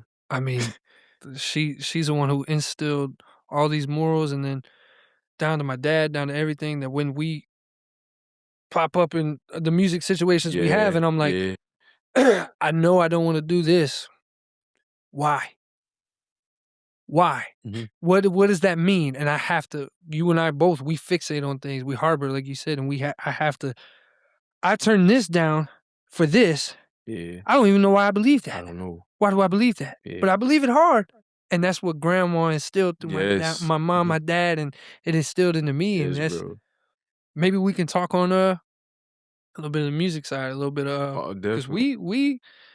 you and I, we went kind of far for Yeah, a little bit. And, very much, bro. we And not to cut you off, no like no it was this is something the that good love. like the far thing is kind of crazy because like we went far early. Mhm. We didn't deserve to be in that room. Yeah, and it's like hindsight now, we both saying that we both agree. Like I really feel like you ever feel like you reap the benefits of something. It's like that group project at school. Like I came here cooling, eating Right. hot chips, texting all day. Yeah. But y'all three then bust ass on the project, and I got a 95 on it too. Smooth. Yeah, you know what I'm saying? Yeah. That go back to the team oriented thing. Yeah. Like, Mhm. okay, we all won though. It don't matter that I got out there and fouled out and didn't score. Like, but we all won. You know what I'm saying? So with that, it was like, I feel like, not saying we peaked, but we had a lot of success early, bro. Like, nobody really, and not saying, of course, we not no overnight successes or anything like that, but like our confines and the limited resources we got in the market we at, bro, we wasn't supposed to be at Atlantic Records. For sure. Bro, I met Brad. I think shit, at that time, you could correct me if I'm wrong. I ran into I think this like May of like, I want to say 2019. I met Brandon Woods Mhm. like May of 2019. He was a local artist at the time that I wasn't too familiar with. My only run-in with him was probably like a year or so prior to that. He came and did like a remote recording session. He was referred by probably my biggest musical influence locally was Corey Cartier. Okay. That was like, you can't tell the story of Rocky without Corey Cartier. You just can't, Yeah. bro. So at that time, Corey was done recording. Like, I'm not recording music no more. Woo, I'm on a hiatus. Okay, cool. Do you got somebody else that you will refer, that you will vouch for? He's like, yeah, Brandon. You know what I'm saying? He got the similar sound. You know what I'm saying? I'm like, okay, cool. At this time, me and Gizzy like in it diligently every day. Like, Mhm. we can't stop recording. Like, where can we go? So he's like, man, Brandon. So Brandon pulled up on us. I'm talking about we in a trap. Yeah. Literally, bro. Brandon pulled up. He got his 2 monitor speakers. He got his MacBook and a microphone and an interface. He ready to go. And we ready to go too. You know what I'm saying? So we recorded with Brandon for like, I want to say 3 to 4 hours that day. We built up a little rapport within them 4 hours. And Brandon hit me up probably, I want to say like 2 weeks after that. And this was like early May of like 2019. He's like, hey, bro, I want to get you on one of my songs that I'm going to put on my project. And I'm like, at this time, I'm really not doing features because I really didn't like, I was real big on like, if you don't like my music, we're not doing anything. I Right. want us to be a fan of each other. Right. I don't want it to be for like the benefit of like, oh, he just hot, let's do a song. Right. You know what I'm saying? Like, and I'm big on like what all comes with that artist outside of music. Cause I feel like if I give you a feature, I'm vouching with everything that come with you. For sure. And I'm big on that. Like, what are you selling? You know, so at that time I wasn't hip to Brandon music. So when he sent me the little message or whatever, like, let's do a song, it's called From the Nine. I mean, something like that, From the Nine or something like that. I'm like, yeah, that sounds real like vague and like typical. From the Nine, 309, like Mhm. I don't really get into all that. Then I'm like, you know what I'm gonna do? I'm gonna just go listen to some of his music. So when I went to his music, it was a refreshing feeling because it didn't sound like the typical local. No, Yeah. it didn't. You know what I'm saying? So I'm like, bro, he got away with like melodies and you know how to hold a little note. The cadence is nice. I'm like, okay. Cause it was like, it was real like Corey Cartier reminiscent. Sure. Like Corey, you can ask me about like Corey is like the greatest artist I've ever been around. Corey's That's no nice. slight to Brad. No, Cause I always tell no. Brad, bro, Brad is talented as you gonna find around here. Corey's Like nice. literally. But Corey, bro, what I say, like Corey really changed my method of creating because um I didn't enjoy making music, like I said. Corey, I used to sit next to Corey while he making a song. You could just see the joy in him. Like, damn, bro, I don't supposed to be at home just like, all right, that's decent. Like Corey, like he feeling every line he land. Like you could just see so even in that, he wasn't writing nothing. That was just like some machine, shit, like a robot. It was like dinner, like AI at that point. Like, bro, how is you just coming up with melodies and shit like that, bro? Yeah. Then at this time too, he don't know what he was doing for me. He was recording his own music. So it's like, bro, this man is a walking label. Yeah. Right. Because at that time, that's why I say you can't tell the story of me because he don't know vicariously I was picking up all them little things. Like, okay, I come to Corey house, we recording in a dining room. Mind you, when we leave here, it sound like we were just in LA at a $250 an hour studio. For sure. You know what I'm saying? So it's like, it took out all the glitz and glams that I used to associate with music. Like, bro, it's about the product, bro. Mhm. It's not about where you curated it at. It's not Yeah. the journey. It's the not the journey, destination. it's the destination, bro. So I'm like, okay, we sitting at the dining room table at one of his lady friend crib. He's flaming them Marlboros back to back. You know Got what I'm the saying? cowboy. Yeah, you know what I'm saying? So it's like, then it's like, but when we leave, we got magic. So it's like, bro, at that time, I was still hip to Oliver, but I wasn't prioritizing Oliver. Sure. Cause at that time I was big. I had set a standard at that time, like, bro, my music gotta sound like it's coming from Oliver. The only way for people to take my music serious, it gotta sound serious. I feel like I had the content and the material of it, but it need to sound that way.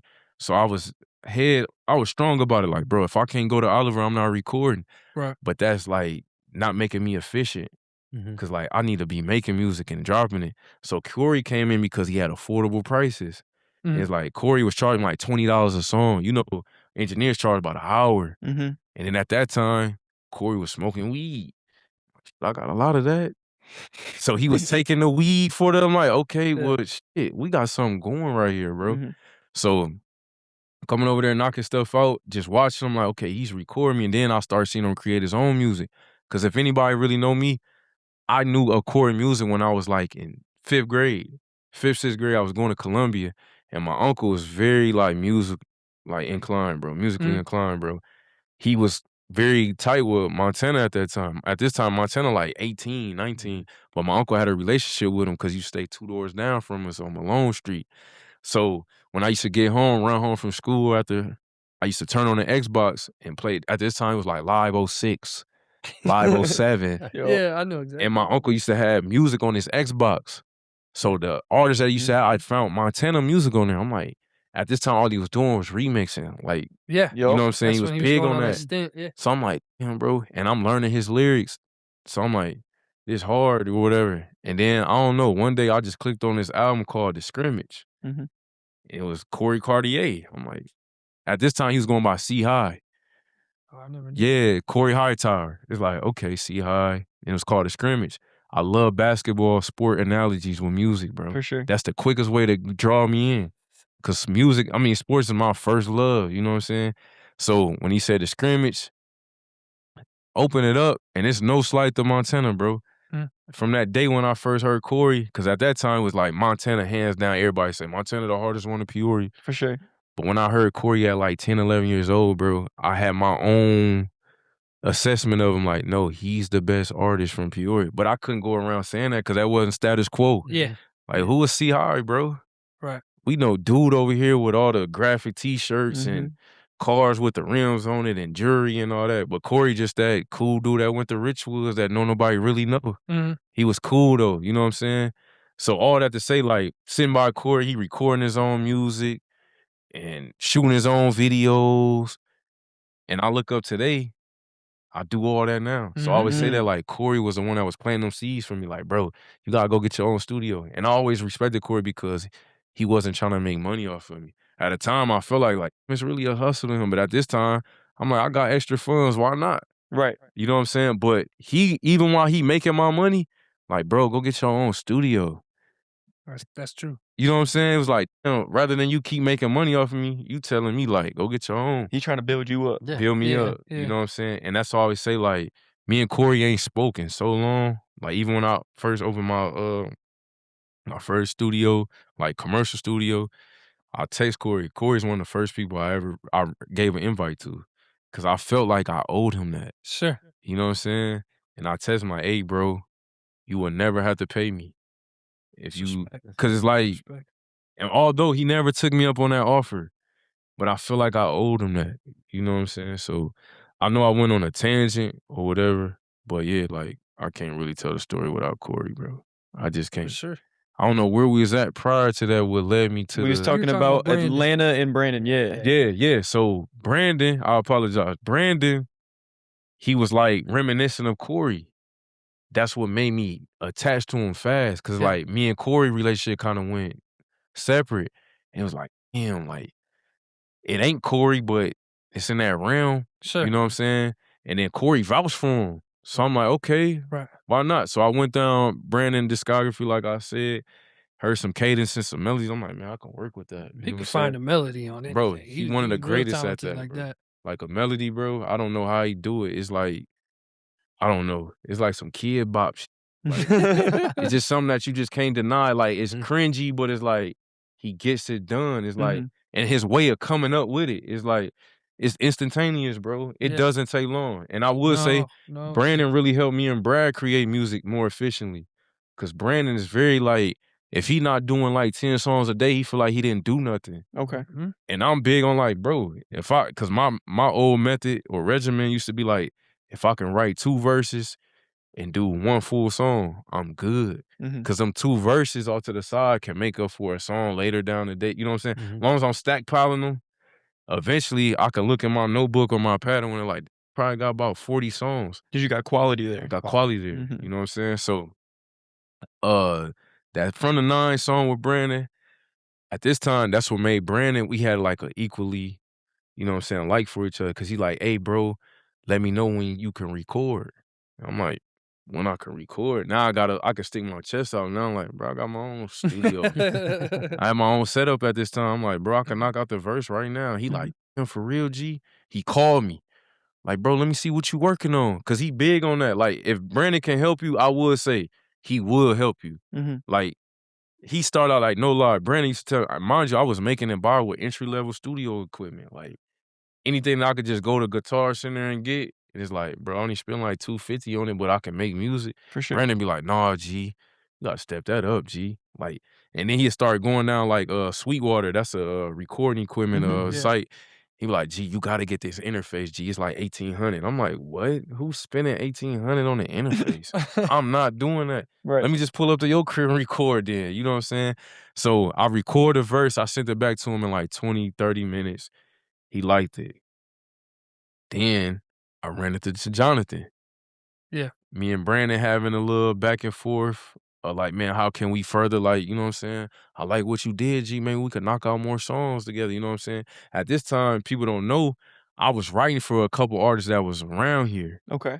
So I really love, Brad will tell you, I love writing music. Like, writing music for me, it give me to step outside of me.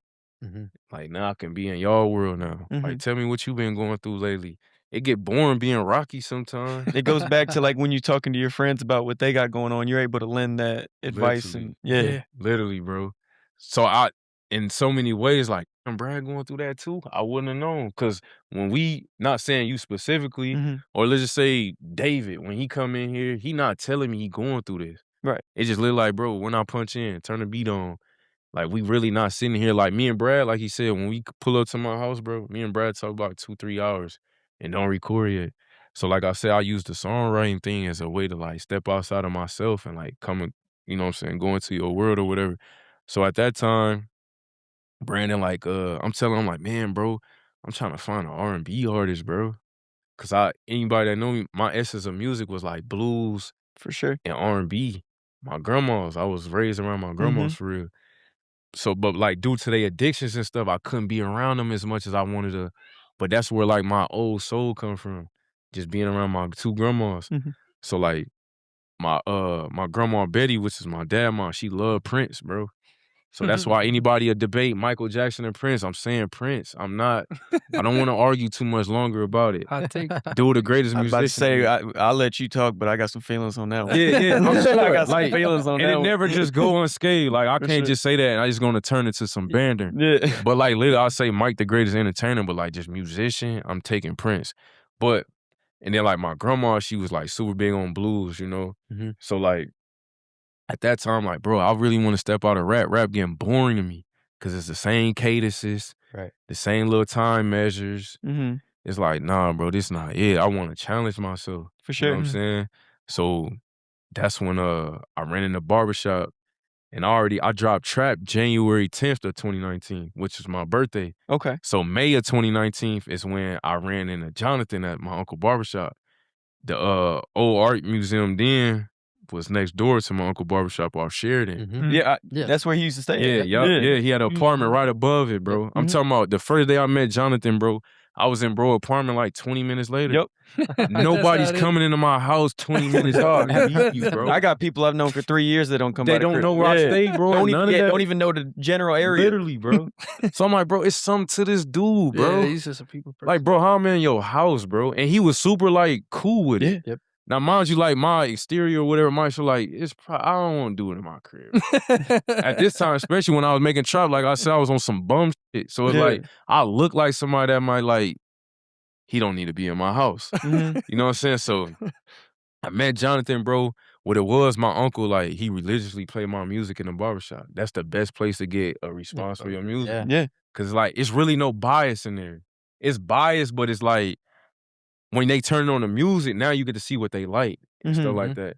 So like, coincide with my upbringing, I was really raised in the barbershop because me and my uncle was like this, bro. Yeah. Back to like my dad, once I started having siblings, my dad couldn't really tend to me as much as a 13-year-old boy needed, a 14, 15, because he getting it on. He trying to have more kids.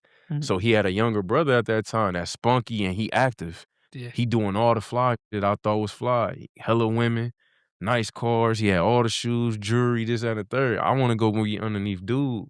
You know what I'm saying? So I was right, and he was a barber too. So I used to be in a barbershop a lot. That's where it kind of like taught me how to be like debative, but not in an ugly tone though. It just taught me how to voice my opinion. Yeah. You know what I'm saying? And still respect yours. For sure. That's what a Right. barbershop is. You know what I'm saying? I know you probably finna say the most off the wall, but I gotta respect it because for one, you a man. Two, you had the confidence to say it. True. I gotta respect that, bro. So I learned that at like 6, 7, 8 years old. You know what I'm saying? So when I got older, it still stuck with me. For sure. Rarely are you gonna catch me talking over anybody Mhm. or be like, that's nonsense, that's stupid, bro. You know what I'm saying? I'm gonna hear you out and why you feel that way. So all that to say, I ran into Jonathan at the barbershop, my uncle playing the music. Jonathan, he like, he played my song, he like, Unc was like, hey, Jonathan, this is my nephew. Ooh. He didn't put a name on the nephew. He was like, yeah, this is my nephew. He like, this the one that be making music? I'm like, yeah. He like, bro, you're fire, bro. I'm like, so I'm kind of like, not on no fan stuff. It was like, who is dude? Like, cause now at this time, we relative in age. Yeah. So it's like, who is this dude up here? Cause he taking on the normal presence that I have at the barbershop. I'm the one that come in with a hot take that get everybody riled up. You know what I'm saying? Like, I'm big on Jordan, not the greatest basketball player to me. But at 15, you can't say that in a barbershop. No. You haven't watched enough basketball to say that. And them old heads be stuck to it. They be on. Right. That's what I'm Right. They be saying. stuck to it. So Jonathan to come in here and say some rambunctious, like, bro, Wu-Tang the greatest rap group ever. Woo woo. It's like, Stand on it. yeah, he'll stand on it. And mind you, Jonathan has the cachet to say whatever he's saying, because Jonathan gonna give you some follow-up on that. And like literally, bro, is like a musical like encyclopedia, bro. yeah. Like literally, and he like, you could tell like he ain't just developed that just to be trendy. You know what I'm saying? That Right, dude that yeah, just right. say like, that's like a 15-year-old saying, the 64 Celtics is the greatest team ever. It's like, bro, what book you been in to read that? Right. You know what I'm saying? Yeah. Where'd you get Like, that from? you know what I'm saying? But Jonathan really like, he really doing this detailed research on that for him to say that. You know what I'm saying? So when I came into that day, I could see Jonathan kind of taking on what I used to do in the barbershop. I'll stand up, I'm walking back and forth pacing, just saying the most dumbest takes. And it's like Jonathan was saying, but guess what? I was taking a liking to him. I'm like, you know what? He really vocalized something that I be feeling like. He's saying stuff like, I don't agree with that, but I like the tone of that. Like, he just Yeah. getting it off his chest. Like, and just cause y'all old don't mean y'all right, bro. Facts. And I like that about Jonathan, bro. You know what I'm saying? So I'm like, this dude really like a spirit animal, bro. So when he said the little the music thing, like, bro, you fire, bro, woo woo. And he was like, I be listening to Trap, bro. And that stuck with me, like, because when I first started doing music, as long as one person like my music, I'm cool with it, bro. Because I came in it with no expectations, bro. Right. Literally, like I said, I just started doing music because my homie drove up to Bloomington, and I moved back to Peoria with no plan. So it's like, how can I ever feel down if nobody liked that dude? You know what I'm saying? Right. So for Jonathan to know my album top to bottom and got favorites on there, and then can like recall some of the lyrics, is like, no, you not just loosely saying you like my music. Right. He put stock into it. Yeah. Thank you. You know what I'm saying? And it kind of coincide with some of his takes. Cause mind you, if anybody talked to Jonathan, I don't know as of these days, but he used to say like, I'm just big on Nas being better than Jay-Z. Oh yeah, You know what I'm saying? He's a Jay-Z head through and Exactly. through, and that Exactly. drive me up a wall. I hate it, bro.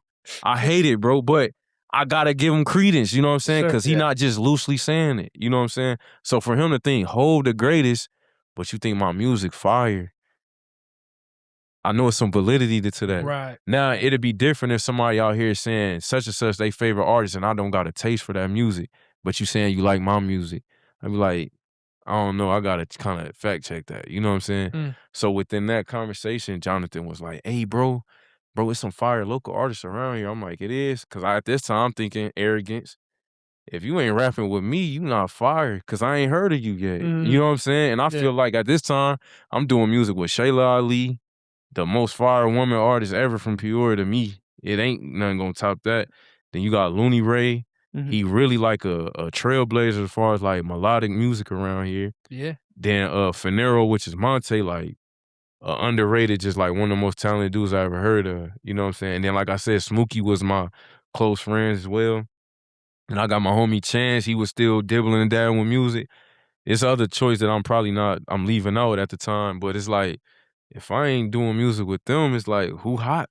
Like, and Jonathan, but I gotta respect it because now you're like, nah, bro, you know the typical, man, let me show you somebody.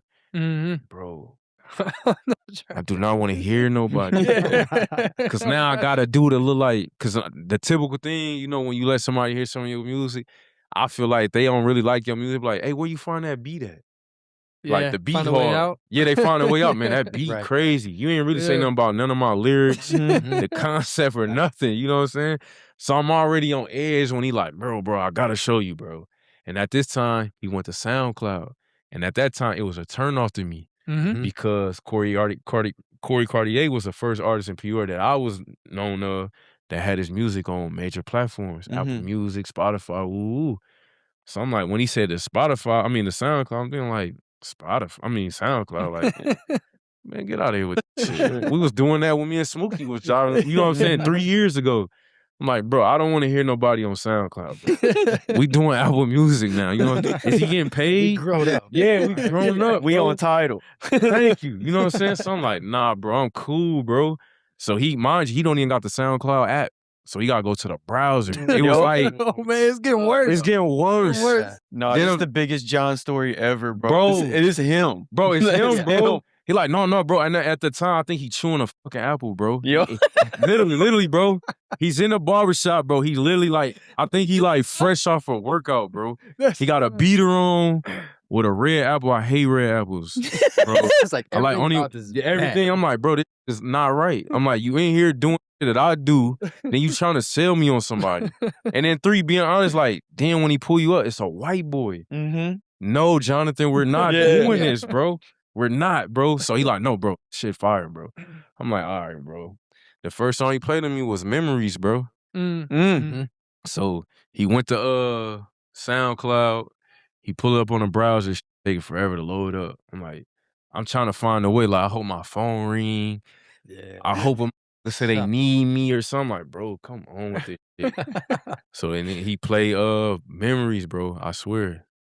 Like, you know, when like Love at First Sight or when you hear first couple words, like, oh, he got it, bro. Cause I just knew out the real, like the cadence. Like, the reason why I like doing music with Brad, I'm big on this, bro. Like, you could say something, I don't like run on. Like, let it marinate. Like, give it time to like resonate with him. Like, Brad is very keen on like letting things breathe in music. I'm big on that, bro. So like, play Memories or whatever, and he like, bro, I can get in touch with him right now. I'm sure you can. You on SoundCloud. You said it like that. You know what I'm saying? Yeah, I'm sure you available. I'm sure you don't got nothing to do, bro. Like he the CEO. Yeah, you know what I'm saying? So I can't really recollect if he called you right there in that moment or not. I don't know. Yeah, he did. I did, yeah. I think we did talk on the phone. 'Cause he prepped it. He told me about you Mm-hmm. a while. It was kind of a reverse story because he's sitting in our apartment. We lived together at the time. And he was like, man, you gotta hear this dude, Rocky. Right. Because he knew I was making music. He was like, I like your stuff. I'm like, thanks, man. And then he's like, you gotta hear Rocky. And I was like, oh, okay, who's Rocky guy? And then he pulls it up, but he went to Spotify. I'm like, you on Spotify? Yeah, right. Oh no. Yeah. He just skipped SoundCloud. Yeah. He just No, skipped this one. definitely. And then I'm listening and I'm like, oh man, he actually has a purposeful delivery. Yeah. And he's actually talking about something. Right. I'm like, you kind of had like a mature presence. I'm like, okay, like this Right. is what I'd be more inclined to learn from. Right. And he was like, yeah, I have to link you up someday. Yeah. So then, he called me, and I was with another friend of mine, Byron. Yeah. And when he called, he's like, hey man, what you doing right now? I was like, just sitting in the apartment. He was like, hey, come to the barbershop. I got Rocky here. Yeah. I was like, all right, yeah, we'll come by. Yeah. I'm not doing nothing. So that's when we came in, We had walked in. a quick little dialogue. It was, and too, like, I'm very intentional. So it's like, when he got here, I hate small talk. For sure. Like, bro, how soon can we get in the studio? I'm telling, like, bro, I got my own setup, bro. Like, because it's already a common like for each other. Music is like the respect thing. And I know too, like, speaking from my vantage, like, I know he looking to like, bro, he want to do music with me. I know, I test that, like, he was readily available. You know what I'm saying? Like, yeah, let's get to it. You know what I'm saying? So that would led to the branding, and because at this time I'm stoked, bro. Like, that's the first time my uncle seen him. Like, he put a face with the voice. Like, damn, he really is a white boy. You know what I'm I saying? showed up with a dusty hat. Yeah, I still have my work clothes on, dude. Yeah, literally. I walked like in. a country artist. I used to. It was hilarious. I would walk into an all black barbershop. Yes, literally, bro. Yeah. With boots on, Yes, bro. with long curly hair, and they would play my music. Literally, bro. Literally, bro. And then you tell them, like, And, this yeah. is him. They're Literally, like, bro. who? Yes, who? Not him. Who? Yeah. Yeah. No, literally, bro. No And lie. he turned off SoundCloud. And then we continued. Yeah, no, dead serious, bro. That from that conversation, bro, I couldn't wait to it felt like I found like my match, like musically, like, bro, I've been looking for some R&B. You know what I'm saying? So what it was, my first big test was the women I was talking about. Okay. Cause like R&B sells like For sure. It's really, it's a sex thing. You know what I'm saying? It's rhythm and blues, but more than anything, it's like, that's freaky music. Thank you. You know what I'm saying? Like, can you get them? You know what I'm saying? And then once I got to talking Brad, when he told me like, bro, I want the manual, bro. Oh, it's easy. You been around that we trying to push toward, you know what I'm saying? So I had played it, Keisha, matter of fact. We the song High Notes. I played it for her. So she like, this a white boy? I'm like, yes, bro. I'm like, he sound like a brother though, don't he? She like, yeah. She like, yes. I'm like, bro, he like John. I don't know if y'all familiar with John B, but he's an R&B artist. But like John B was like the cool. He like, you know, the white guys that got like the black like hair features. Yup. Like he had like the beard, the low fade with the waves. I'm like, y'all sure he not mixed, bro? You know what I'm saying? But like when they heard Brad, it was like, oh, he give me like a John B. Like, and I used to tell him like he got like a Trey Songz. Like if I was to urbanize him in that way, he got like some Trey Songz essence in him. And the John B was like the perfect. And then of course like everybody always say like, oh, that's the Bieber, because at that time it was like trendy. For sure. Like y'all just shoot to the just because he white. the peak white dude. Yeah. You know what I'm saying? But it's like, no, I'm hearing other artists. I'm hearing like John B, Trey Songz and little shit like that. You know, so played her that, and she started playing it for her little homegirls. And then one of her older homegirls like, I gotta meet him. That's when I knew it. Like, oh, y'all want to put a face with his voice now. So it's like now y'all, a lot of music is sold off of intrigue. That's what leads to like, now I want to see him perform. Nav. Yeah, exactly. Knew who We didn't know Nav- it. Like, then it's like, Then when dude. they found out, they didn't care no more. Exactly. Right. Yeah. You know what I'm saying? So, but that's what I give you credence on that is like, once they still see you, like, I still buy into this dude because there's no fake about him. Yeah. He's not trying to fit in. He just His music named Brad Jones. Thank you. It ain't nothing more real than that. You're getting that. You know what I'm saying? So all that after that, it was like, I hit up Brandon, and I don't know what prompted me to hit Brandon, because it was really on the back end of me talking to him, like, because Brandon was already writing music too at that time. He always used to say, like, bro, I be writing songs and giving them away. I'm like, giving them away? Yeah. Like, because, you know, as an artist, like, you very prideful about your work. So Right. it's like, I was choiceful about who I'm giving it away to. It's like, it's going to be our in-house artist. Like, nobody going to know I wrote that for you, but go ahead, you know what I'm saying? So he's like, bro, it's another lane for music, bro. It's other ways to get on in music. At that time, like, bro, if I'm not breaking as a solo, what's the point? And he was Right. like, nah, bro, you can, like, get royalties off just, you know what I'm saying? I always heard of Yeah, that. he was good at that. He great at it, bro. Good. Like, he Still. always used to push that on me, like, bro, just write some music, bro. And I'm like, no, bro, I'm cool on that. So what it was, I went to his house and he playing some beats. I'm like, hey, bro, I got this white dude, bro. I'm like, bro, his name Brad, bro. I'm like, bro, the whitest fucking name you could find. But I'm like, gee, bro, he really sound like us, bro. He like, yeah, right, G. He like, but shit, Brandon always get anybody an ear. He like, turn it on, G. Let's see what's to it. Right, he did say G Yeah, all the he time. say He G says all the G all the time. time. All the time. So I turn Sound on like me, dog. I swear, bro, he said, call him right now. Said, all right. I'm like, bro, at this time I think you was still at the Park District or whatever. He like, bro, I get off at like 2:30, bro, but I can pull up wherever y'all at. Cause what's crazy at this time, me and Brad didn't even get a lot of reps up. Yeah. Like, me and Brad probably, I think the first time Brad pulled up to my crib, we did high notes. And we did like rough drafts or other stuff, and he had his own solo material that he wanted to do. Mhm. And after that, we kind of like, we didn't go dry. It was just like, where we go from here? Mhm. You know what I'm saying? So it's like, it's kind of like analogy, like that one that you wanted to get with, and then y'all go do it, and it's like, where we go from here? Now Oh, what? Like, Yeah. yeah, like, I kind of like you. You know what I'm saying? It's like, For sure. so I'm like, but I don't want to be pushy about it, bro. Just let me know when you got time. You know what I'm saying? So that's why I called Brandon to kind of interject that. Like, bro, see if you can get him to your house. You know what I'm saying? So I called Brad. Brad like, yeah, bro, I'll get off at 2:30. Like, I'll go clean up. Typical Brad regimen. Let me go shower up and I'll be over there. And like, give me about to like 3:30 or something. Oh, yeah. Bro. Oh yeah. So we at, and I'm going to reference it. It was 2718 West Newman. Cause that's Brandon, publishing company today. Cause we started making magic in that same basement. So literally Brad pulls up, bro. And I don't know. At this time, me and Brad, like I said, me and Brad didn't have a lot of reps up together. So it was like, in a way, Brandon was taking advantage of it. Like, bro, this what I've been looking for, G. Like, you too? Like, I've been looking for this, bro. We gotta share. Like, I got shit I want to do with him, bro. And you want, bro, we gotta allocate, bro. You know what I'm saying? Gotta split up Brad. We gotta split up Brad, bro. You know what I'm saying? So he like, nah, bro, like, what I've been thinking, G, bro, just give me one good month, G. Bro, we gonna be somewhere in the, like, just give me a hard month, bro. I'm like, what do you mean in a month? Bro, I've been rapping for like 2 years at this point. Like, you can't tell me in 30 days we finna make something happen. Like, he like, no, G, like, what me and you be doing, bro, and with his voice and what he already brings to the table, G, is like, bro, it's match made. I'm like, what are you saying? He like, bro, like, we just gotta collaborate on everything we do, bro. I'm like, I don't know, cause back to that group project thing is like, a lot of artists ain't big on like being less of they self so everybody can, you know what I'm saying? But like I say, I commended Brad from the jump, like, bro, he always been a team player. Like, however I could service you. And y'all say that him today. However he could service you in any type of way, bro, let me be that to you. You know what I'm saying? So he was telling me then, like, yeah, bro, I could pull up. So we get there. And no lie, Brandon wasn't really too much trying to hear none of Brad's music. It's like, bro, I got stuff I want you to do, bro. And Brad got right to it, bro. So it was times like me just being busy with other things I'm doing that really wasn't music, where I should have been focused.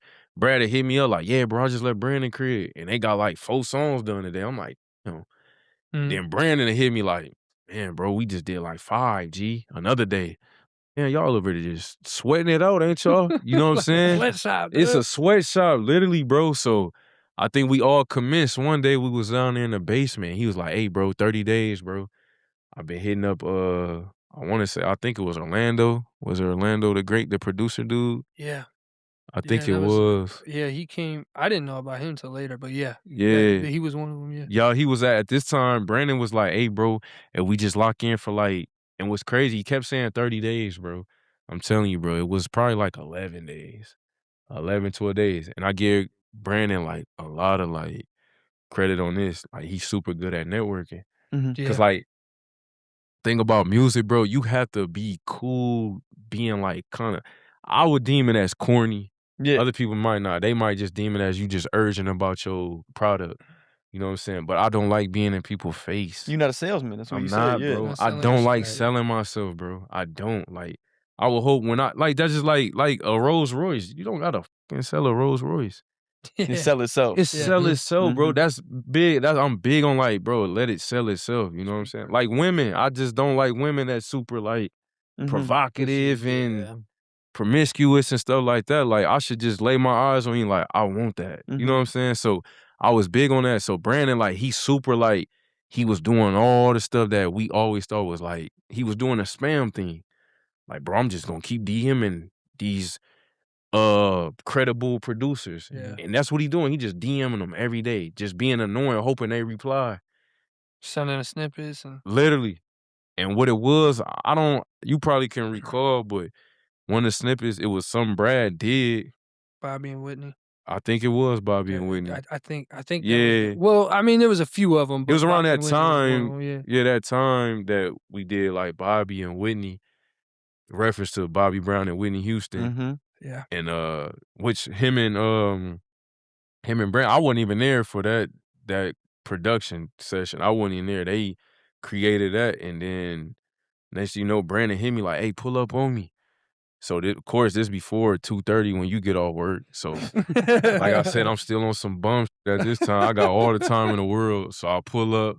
He like, bro, I think it was Orlando. I think it was Orlando the Great or Rockstar Squad. One of the two. It was Squad. It was Squad. Yeah. They hit him up and was like, hey, bro, we trying to get you down to Atlanta. But it was Atlanta just vague. It wasn't just like, you know what I'm saying? It wasn't no specifics about it. It was like, Atlanta, okay, Atlanta, big deal. Then he's like, no, bro, go to his Instagram. I went to his Instagram and it got the typical credits like, platinum selling producer. I'm like, okay, this probably that same spam shit. Like, everybody say they got a homie that know a homie that know a homie that can get you in the For sure. studio. Yep. So he like, no, G, this is actual page, bro. Cause you know, at this time they big on hacking and all that. I'm like, Right. I'm not really buying that, bro. I've been rapping for like a year and a half, 2 years now. I ain't got no break like this. And Brad at this time, Brad is 12 days older than me. Yeah. That shit he was doing on SoundCloud don't count. Yeah. So you gonna tell me Brad finna be in Atlanta in 12 days, bro? No, bro. So I'm looking at it like, bro, I don't know how he was looking at it, because once we presented to him, he probably like, bro, I ran into Rocky like 2 weeks ago and got an opportunity like that. Yeah, I'm looking at you like, this is how it goes down? Yeah. This is No, what happens? literally. I'm on SoundCloud. No, dead serious, bro. Yeah, it was I thought it was fake too. And I was big on, I didn't want to sell, you know, because like I'm big on what I vouch. Right. So Yeah. like for Brandon to hit me up and telling me this, I'm like, bro, I got to do my background on this before I run it down on Brad, because Brad liable to quit his job today. Yeah, y'all about to go from Tubi to Netflix. You know what I'm saying? You know what I'm saying? Yeah, we might be at Warner Brothers trying to pitch something. Like, Yeah. so I'm like, bro, Brad get off at 2:30, bro, but I really want to get him this news right now. So he like, no, G, just wait till the typical, you know what I'm saying? So we all link up. And at this time, like, hindsight, I just look at it like, of course, we probably gonna get into like all the stuff we went through trying to get down there. Mhm. That's probably, and I know where you at spiritually and religious now. Like, Mhm. who's to say that's probably the end of it? Like, you got to go through all this just to like be empty-handed or whatever. But it was like, you know what I'm saying? And I try to find a silver lining in a lot of stuff now. You know what I'm saying? But just from like, okay, Brad can account, like we pulled up. It was kind of like Brandon was like, he wasn't too like particular about stuff. It was just like, yeah, G, I'm gonna get down there. He wasn't saying by way of what, or you know what I'm saying, how long, you know what I'm saying, little choice things like that. So I'm like, do that leave me and Brad in the air? Like, how we getting down there? Yeah. Because like I said, we always operated on a we thing. Mhm. And like, I always gave Brad my vow, like when I first met him, like, bro, at any time, and it's days, I remember apologizing to him after the Atlanta trip, which we're gonna talk about, but I remember we was in the front of my uncle barbershop, how I ended up going down, I told him I apologize, like, bro, if you feel like at this current moment, bro, you might wanna feel like, nah, bro, I can no longer tie to y'all or whatever. I'm like, bro, I apologize, you know what I'm saying? But I never wanna feel like you didn't reach your ceiling by way of like tagging along with me. For sure. Cause you know what I'm saying? I feel like I did you a disservice because I know how talented you are. But that's why I always ask him, like, what's his aspirations? And that's why we still like this, because we share the same aspirations that the typical artists don't. Like, me and Brad would not like compromise ourselves. Yeah. Like, you know what I'm saying? It's like the song might be fire. Like Brad just told me recently, bro, the Brad I met, Brad would have got on this song. He like, just the journey I'm on right now, bro, that really ain't the move for me.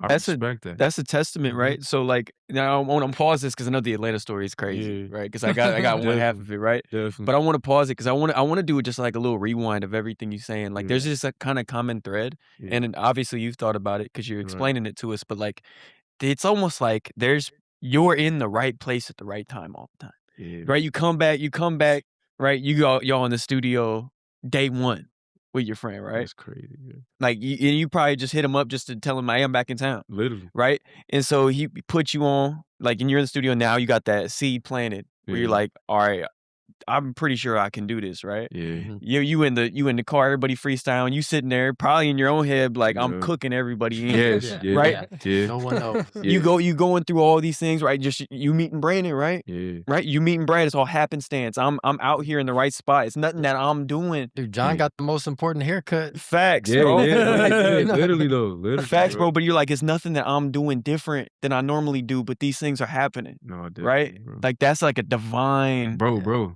My latest song I dropped was called Divine. Like, literally, bro. Tap like, in. Literally, it's like, I feel like it's meant to be taking place, bro. But a lot of time, like, of course, we big on timing. Like, why it ain't happening right now? For But sure. it's big. Like, even it just has to happen right now. It has to. So, like, me running to Brad, it was just like, just the discipline he had. Cause I was dealing, like I said, them artists that I was already working with, it was little stuff that I was like getting mad about, but I wouldn't vocalize. Cause like, I love y'all cause y'all really trust me to guide y'all. And I didn't know, it took for my uncle to say that. He like, bro, they really mess with you, bro. Cause a lot of my mishaps were like friendships. It came from like my upbringing. And what I say by that is like my first friends were my family members. So like my family members at that time, they was advanced, bro.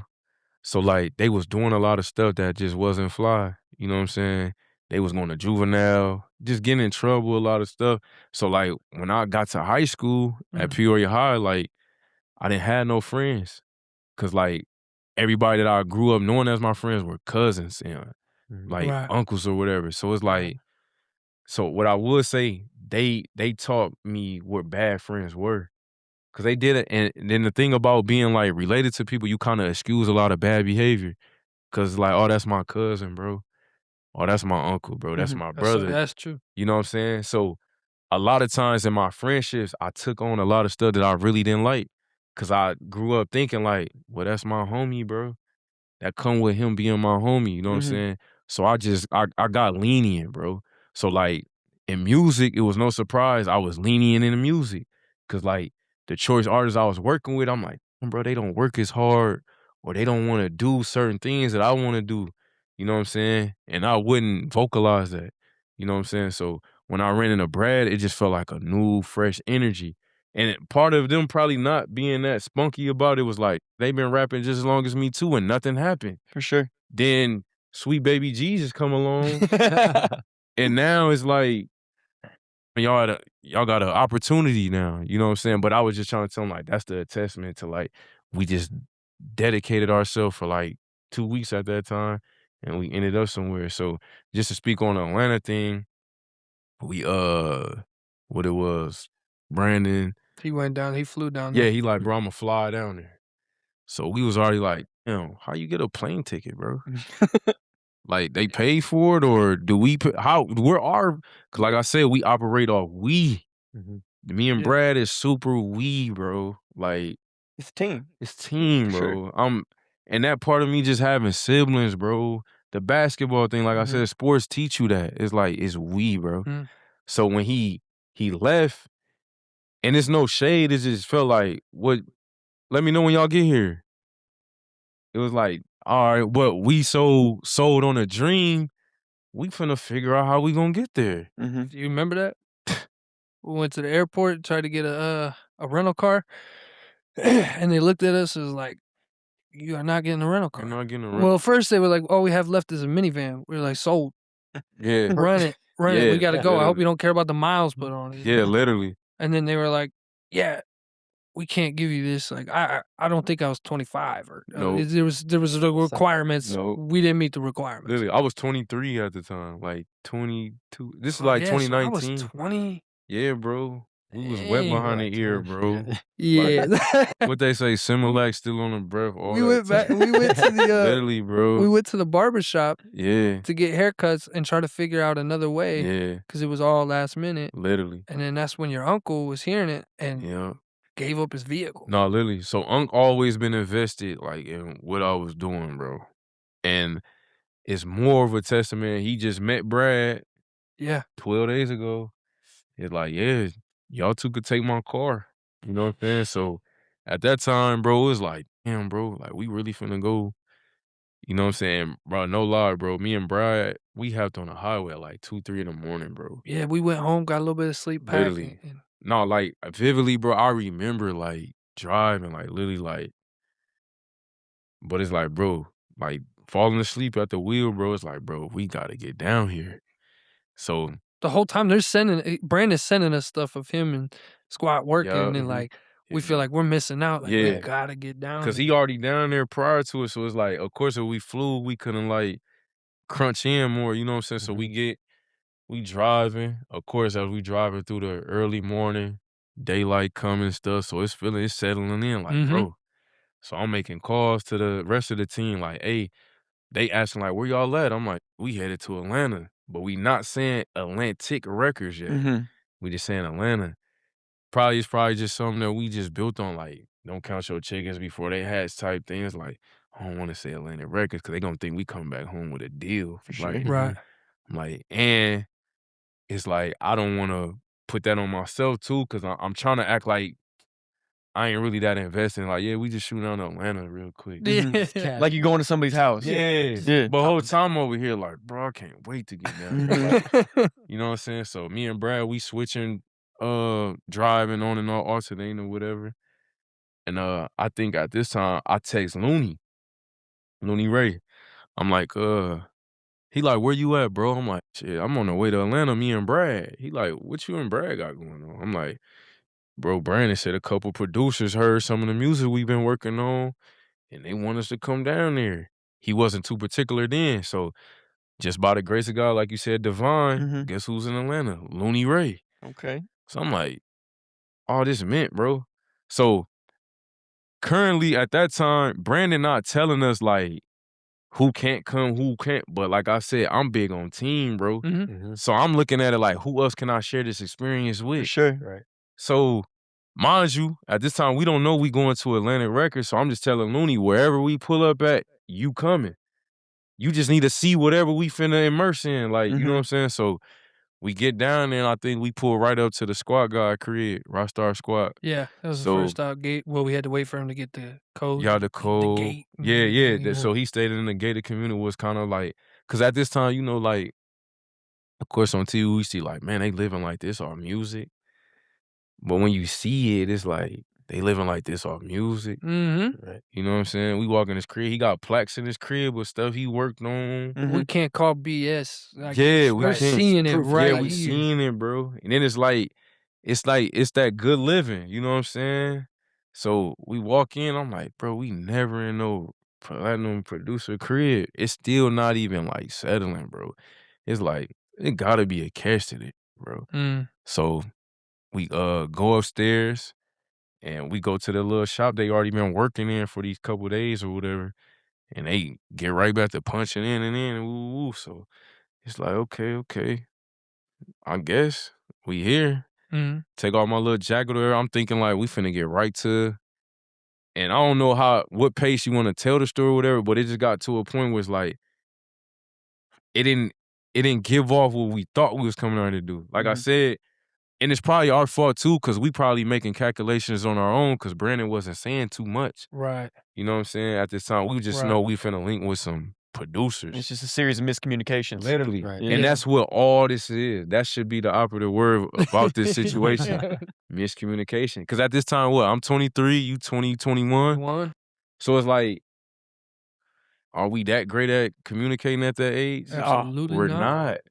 And a lot of shit that we feel like we should be saying, we don't say it. Yeah. You know what I'm saying? But just by us being balled in on the dream, it's like, we here though. We just gonna take the experience, you know what I'm saying? So from that, it was just escalating too fast, bro. And mind you, that's kind of like, it ties into Atlanta. Atlanta moves fast. So it's like, all I know, we sitting right here for a couple hours recording, and it's like, hey, G, we got to pack up and leave. We finna run to such and such. And it's like, okay, we only here for like 30 minutes, then we finna run over here to such and such. We don't know what's going on. We don't know what's going on. Trying to keep up on them in traffic. Literally. We know where we're going. Literally. And I think bro in a Porsche or some shit, so it's like.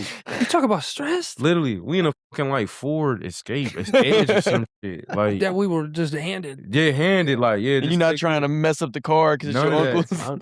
Right. None of that, and bro. especially me. Yeah, for real. It's like, Especially this the me. new guy. I just met him 12 days. So you crashed my car down in Atlanta. No, definitely, I need a new bro. barber too. Yeah, literally, bro. Literally. So. And we went to Grizz's studio. Yeah, we ended up at the time, I don't know what it's called now, but we ended up at Winter Circle. Yeah. So Go Grizz is no slight to the squad, but Grizz, like I said, it was starting to like escalate even more and more because like, okay, we running a Rockstar squad, platinum producer, and then it's like, we running a Go Grizz, and he a bigger producer than squad. So it's like, bro, where's this leading to, bro? Because it's like, at this time, it's like, bro, nobody that's been rapping for a year and a half, 2 years, let alone a 12-day artist.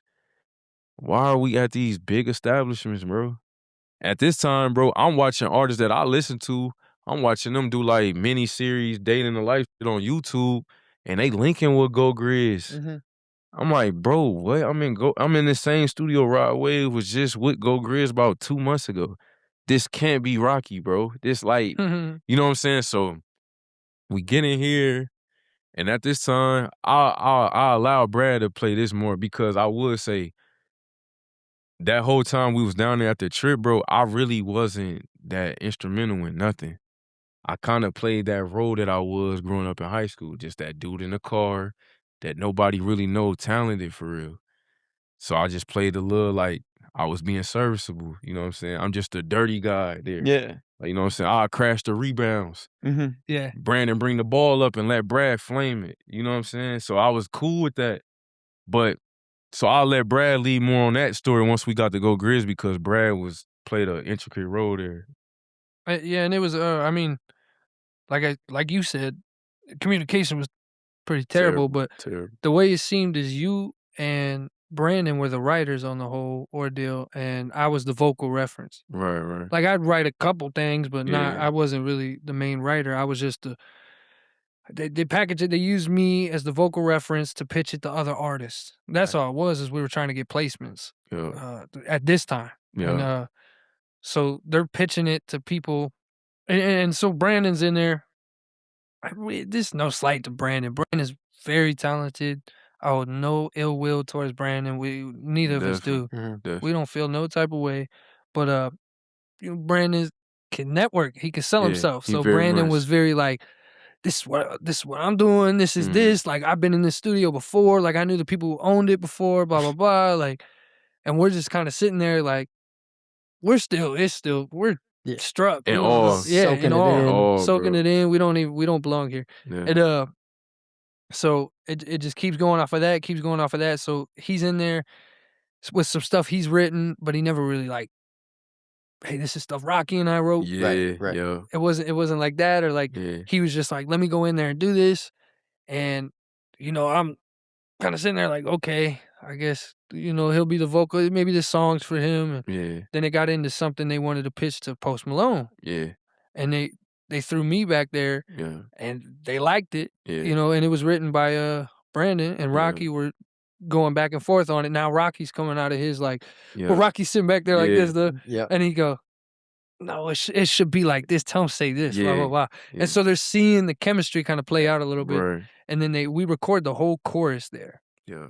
And that's all we were doing. We were getting a vocal reference just for the chorus, and they pitch it out, Right. and they shop it around, see who has interest, and then they'll finish it, Yeah. and then they give it to the artist. Like these are, and we're kind of finding out how the industry works. Like these people don't write their own songs They at all. don't. Yeah, At all. we learned a lot from that. Like just even you just referencing the text thing, like just knowing Go Grizz is on a text base with Chris Brown, like that just like rattled me, bro. Like Yeah. he like soon as Brad, I think Brad, he referenced like a few more that day there. And he's like, yeah, bro, I'm thinking about just sending this to like Ty Dolla $ign or like Jeremiah or It's like a small community, really. yeah. And we're like, But he is he loosely trying- just saying it is though. he trying to like keep Big us, doggy? keep us on Oh, this okay. this string, or like Yeah, is he genuine? But we're Yeah. trying not to act like we're like, oh, okay, yeah, that's cool. definitely. Go ahead. I guess you can send it to him. you on Oh, SoundCloud Let the me whole release time. it on Yeah, SoundCloud. they don't. Yeah, on SoundCloud. And they said Post Malone, and this is like you said, it's just progressing and building.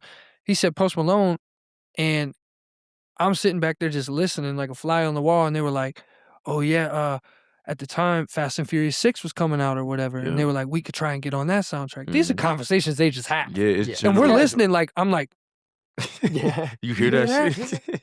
and then they sent it, and they said verbatim, they were like, "Oh, his manager messaged back right while we're there, just Yeah, hit him back," and he was like, yeah, he said, Post and I both mess with it, but he turned in his album right now. We really don't have Yeah. any need for it. yeah. And I'm like, We didn't make the deadline, so to say. you mean to tell me though, Right. Post Malone just heard that and was Yeah. like, he's nice. I like Yes, that. I yes. would take it, but we don't have anything. Yeah, Like now I'm like, oh, this is a real possibility. Yeah. And now I'm seeing the dream definitely. getting held on. Yeah, and then, yeah, definitely. Then we go back to I think we went and got some. What was crazy? Okay, before I think I know where you going. Like speaking on that, like looking back now, look at it. When we pulled up the Squat House, Rockstar Squat House for the first time, like before we ended up at Grid Studio, I feel like it was all proving grounds. Like each stop we made it to, I feel like when we got to Squat House, we did a little work there. Mhm. And then, cause I'm not remembering the exact references, but I feel like we proved ourselves to Squat there. I feel like he probably slipped a text to Grid like, "Hey G, we can bring them to your spot real quick and see if they of use for you." So once we got to Go Grizz and you showed your talent or whatever, then it's like, "Hey yeah, G, we gonna be at Atlantic later on tonight." It's like, hold on, we going to the record label now? It just went from at a condo to a cool studio to the studio. Like, how did it speed up that fast? You know what I'm saying? So I feel like all of it was proven. Like, so I think after we left Grid Spot, we went and got some tacos or whatever. Yeah. Yeah, was that? Yeah. Yeah. And I don't know. Then I think me and you, it was like the innocence was at play then. Like we was stoked, bro. Like, but of course, when we tell more of the story, like after that was like, we was like kind of them let down kids. You know what I'm saying? In the end, you know what I'm saying? But It's like Dad gonna take us to the Six Flags, right? And it never happened. it never Nah, we happened, went to bro. the carnival. Literally, yeah, literally, bro. So with the Go Grizz from my account, bro, like just sitting there, cause while we in there, you got like the Migos up there, you got Khalid at the time. This is all they've touched. Yeah, in that all this. studio. Like, Mind you, when you first walk in the building, bro, it's like how you got the schedule board here, bro. You just casually seeing like artists like, oh, T Grizzly gonna be here, Kid Ink was Kid Ink finna be here, Yellow Beezy at the time, he was big. It was like, I mean, of course, when you walking through the hallway, you got Lotto up there, you got Kevin Gates up there. Like the who's who. Bro, it's Right. really like, it's like Billboard verified. It's like, bro, we really in the home of this. Like, you know what I'm saying? So while I'm sitting back there while Brad doing his work or whatever, I'm like, bro, I wonder like, how can I interject? You know what I'm saying? But what I try to do is put the battery in his back. Cause I was just picking up all certain little mannerism that they making while he in the booth. So while Brad, he recording, I don't think at that studio you could see the control room. I don't think. Mm-mm. Nope. So I'm picking up on Grizz kind of like mannerisms and stuff. He doing like the typical like the head nod. He doing like, you know what I'm saying, a little ooh, this ooh. So I'm like, bro, Brad really the ticket, bro. Like, so it kind of changed from like, why are we songwriting? We should be in here trying to play bro music. You know what I'm saying? Cause they don't know Brad got solo. For all they know, bro, they didn't know me and Brad are artists outside No, of. they didn't know. Mhm. They didn't They know. just, and like, of course, hindsight, like I was looking at like, and we probably got pitched as just like, yeah, he cool. Them his guys. You know what I'm saying? Mm-hmm. You know what I'm saying? So after that session with Grizz, as we closing out, they had like a back room where they get medicated at. So everybody start walking back towards there. Of course, I have no use for that. So I kind of stopped because they got like a dance studio in there. They do like choreography for like they upcoming concerts and all that in there. So I'm like, bro, this really like a whole umbrella here, bro. Mm-hmm. So we walking a little further back. So if you could probably account a little more better than me, I see him and Grizz kind of like walk off to the side. So I'm thinking like, hell yeah, Brad, because that ain't me to kind of like break the ice on conversation at that time. For sure. Me today, I could have like, yo, you know what I'm saying? That come with confidence. You know what I'm saying? I feel like I got a little bit more leverage now. Then it was just like, you just a 23-year-old dude that got one album on Apple Music. Who are you? Right. But Brad, he only 12 days old again. But he over there talking as if like he 12 years in it. So you could probably speak a little bit more on how that back and forth went. Yeah, and that's, I mean, we were kind of taking off. You and I just sat back, Yeah, you know, at the time when they went into the room. definitely. And Brandon went with them, and then they were all coming back. We're leaving. Like, I'm not going out of my way to dap anyone up or anything, Yeah. right? Like, I gotta act like I've been here before. Yeah, Like- literally. Like, all right. Yeah, yeah. And Play so, it cool. yeah, he was like, "Hey, bro." So I kind of like back. He was like, "Get my number from bro." Talking about Brandon. He's like, Yeah. "I want to do more like Ed Sheeran records, Justin Bieber. I want to pitch it to them. We don't have a reference for that. Like, we can really tap in Right. and work." And I'm like, "Awesome." It's just another avenue that we all can pursue. Mhm. You know, because like I'm one part. Right. It's You're all still of hearing us. we. Yeah, Yeah, yeah. yeah. It's all of us. Get my number from bro. Cool. Mhm. I'll ask Brandon.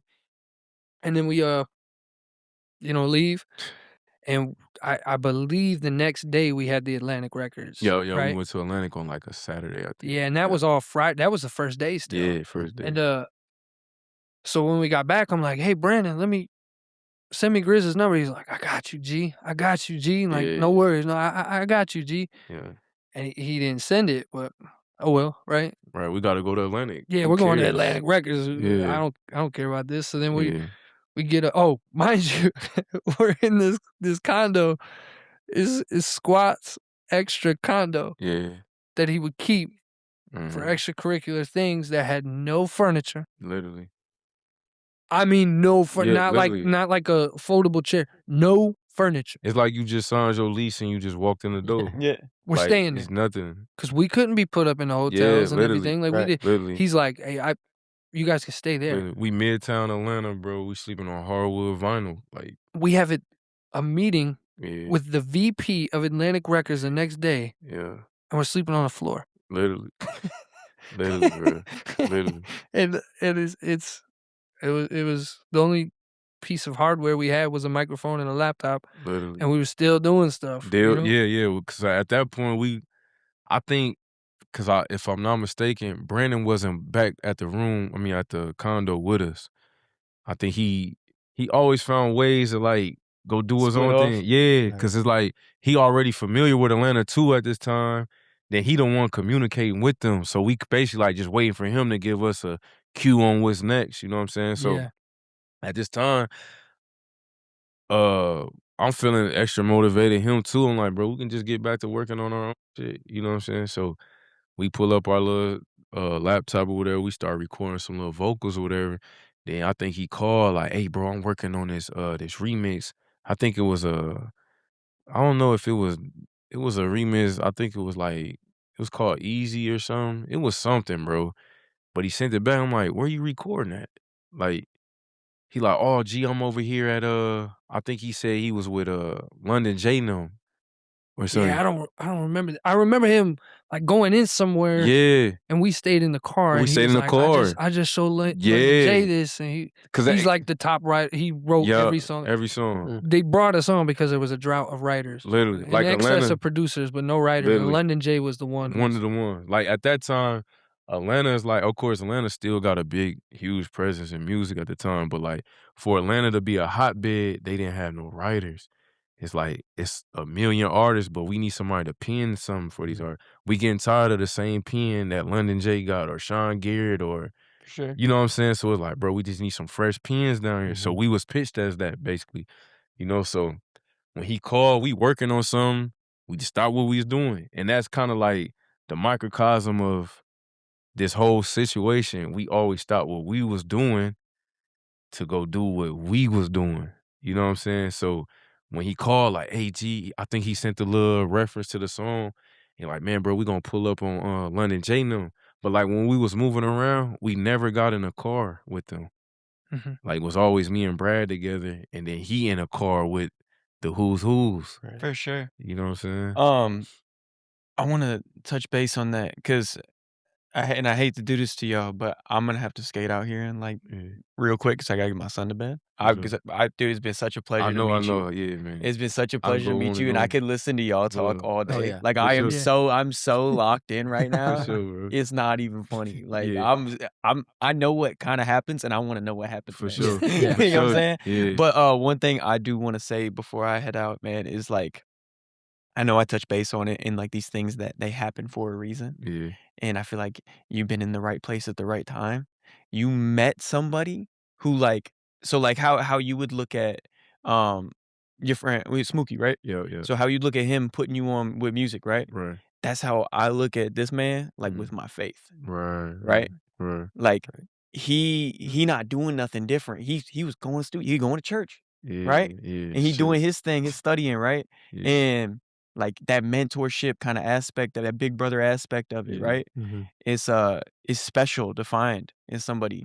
And you clicked with somebody like that. No, literally. And bro. I feel like there's a reason for that. Yeah. And I know I'm about to head out and y'all still got more stuff to talk sure, about. bro. But I just want to let you know, right? So that creepy dude that was sitting across from you, right? Yeah. Just know that like God love you, bro. For sure. Like he really putting his Holy Spirit on you. Like you talking about all these situations that just are happening and happening and happening to you, and you're just working and you're doing your regular deal, but things are happening around you. Definitely. And then there's like this energy about you that like you were taken care of. For sure. You know what I'm saying? Appreciate So it was a pleasure to meet you, man. Definitely. Hopefully these two can entertain it and keep it going. But I can listen. I'm so excited to get For the rest sure. of this episode when it's done. Appreciate So it, bro. I got a jet though. And I For really sure. am sad that I got a jet. That's more important, bro. These But- things, Yeah. bro. I don't even know you like that, bro. I love you, bro. For sure. Like what? Let's take an intermission quick. Yeah, I'll say quick intermission then. For sure. Yeah, what y'all are like, it's a $400 writing contract for the first year. Like, So when you hear like just hearing 400,000, which is like, we're sleeping on the floor. yeah, literally. The Chris Jones guy coming, the VP dude. He came in. So he came in, you know, he was straightforward. He got attention by everybody in the room. Like, yo, we all know why we here, right? You know what I'm saying? He laid it out. We here. I think he said records for Cardi B, City Girls, and I believe it was Hook for Uzi. Like, I'm feeling a little bit more 1 minute, the next minute he engaged, the next I'm not, woo, because it's like, what are we here for? Entourage just started coming in. Yeah, they bring some. You got women in here now, it's like, me and Brad, we don't create like that, bro. Right. When me and Brad in the lab, it's just me and Brad. Yeah, we elongate, we get into the room, the studio, and we run into the engineer, we meet him, Nicky Juan Pablo. It's Jack Harlow's engineer. Yeah. At that time, cause like the door right before you get into that studio that we was in, it was the Generation Now office, which was DJ Drama and Don Cannon record label. they was the ones that signed Uzi and Jack Harlow. So at this time, Atlantic deal was, we got to push Jack Harlow. This before Jack Harlow, this right on the cusp of like Yeah. the stardom, like literally. Like this is who they trying to push to us right now. Right. You know, so for us to meet Nicki Wan, it's like, damn, bro, you cook. And mind you, no lie, bro. Probably like 2 months before that, I just heard Jack Harlow for the first time by way of you. Mm-hmm. So only for us to get down here to Atlantic Records and it's like, yeah, we just met his engineer. All the music we was listening to him 2 months ago, he made it. Yeah. Right. It's like, bro, this is something to this, bro. You know?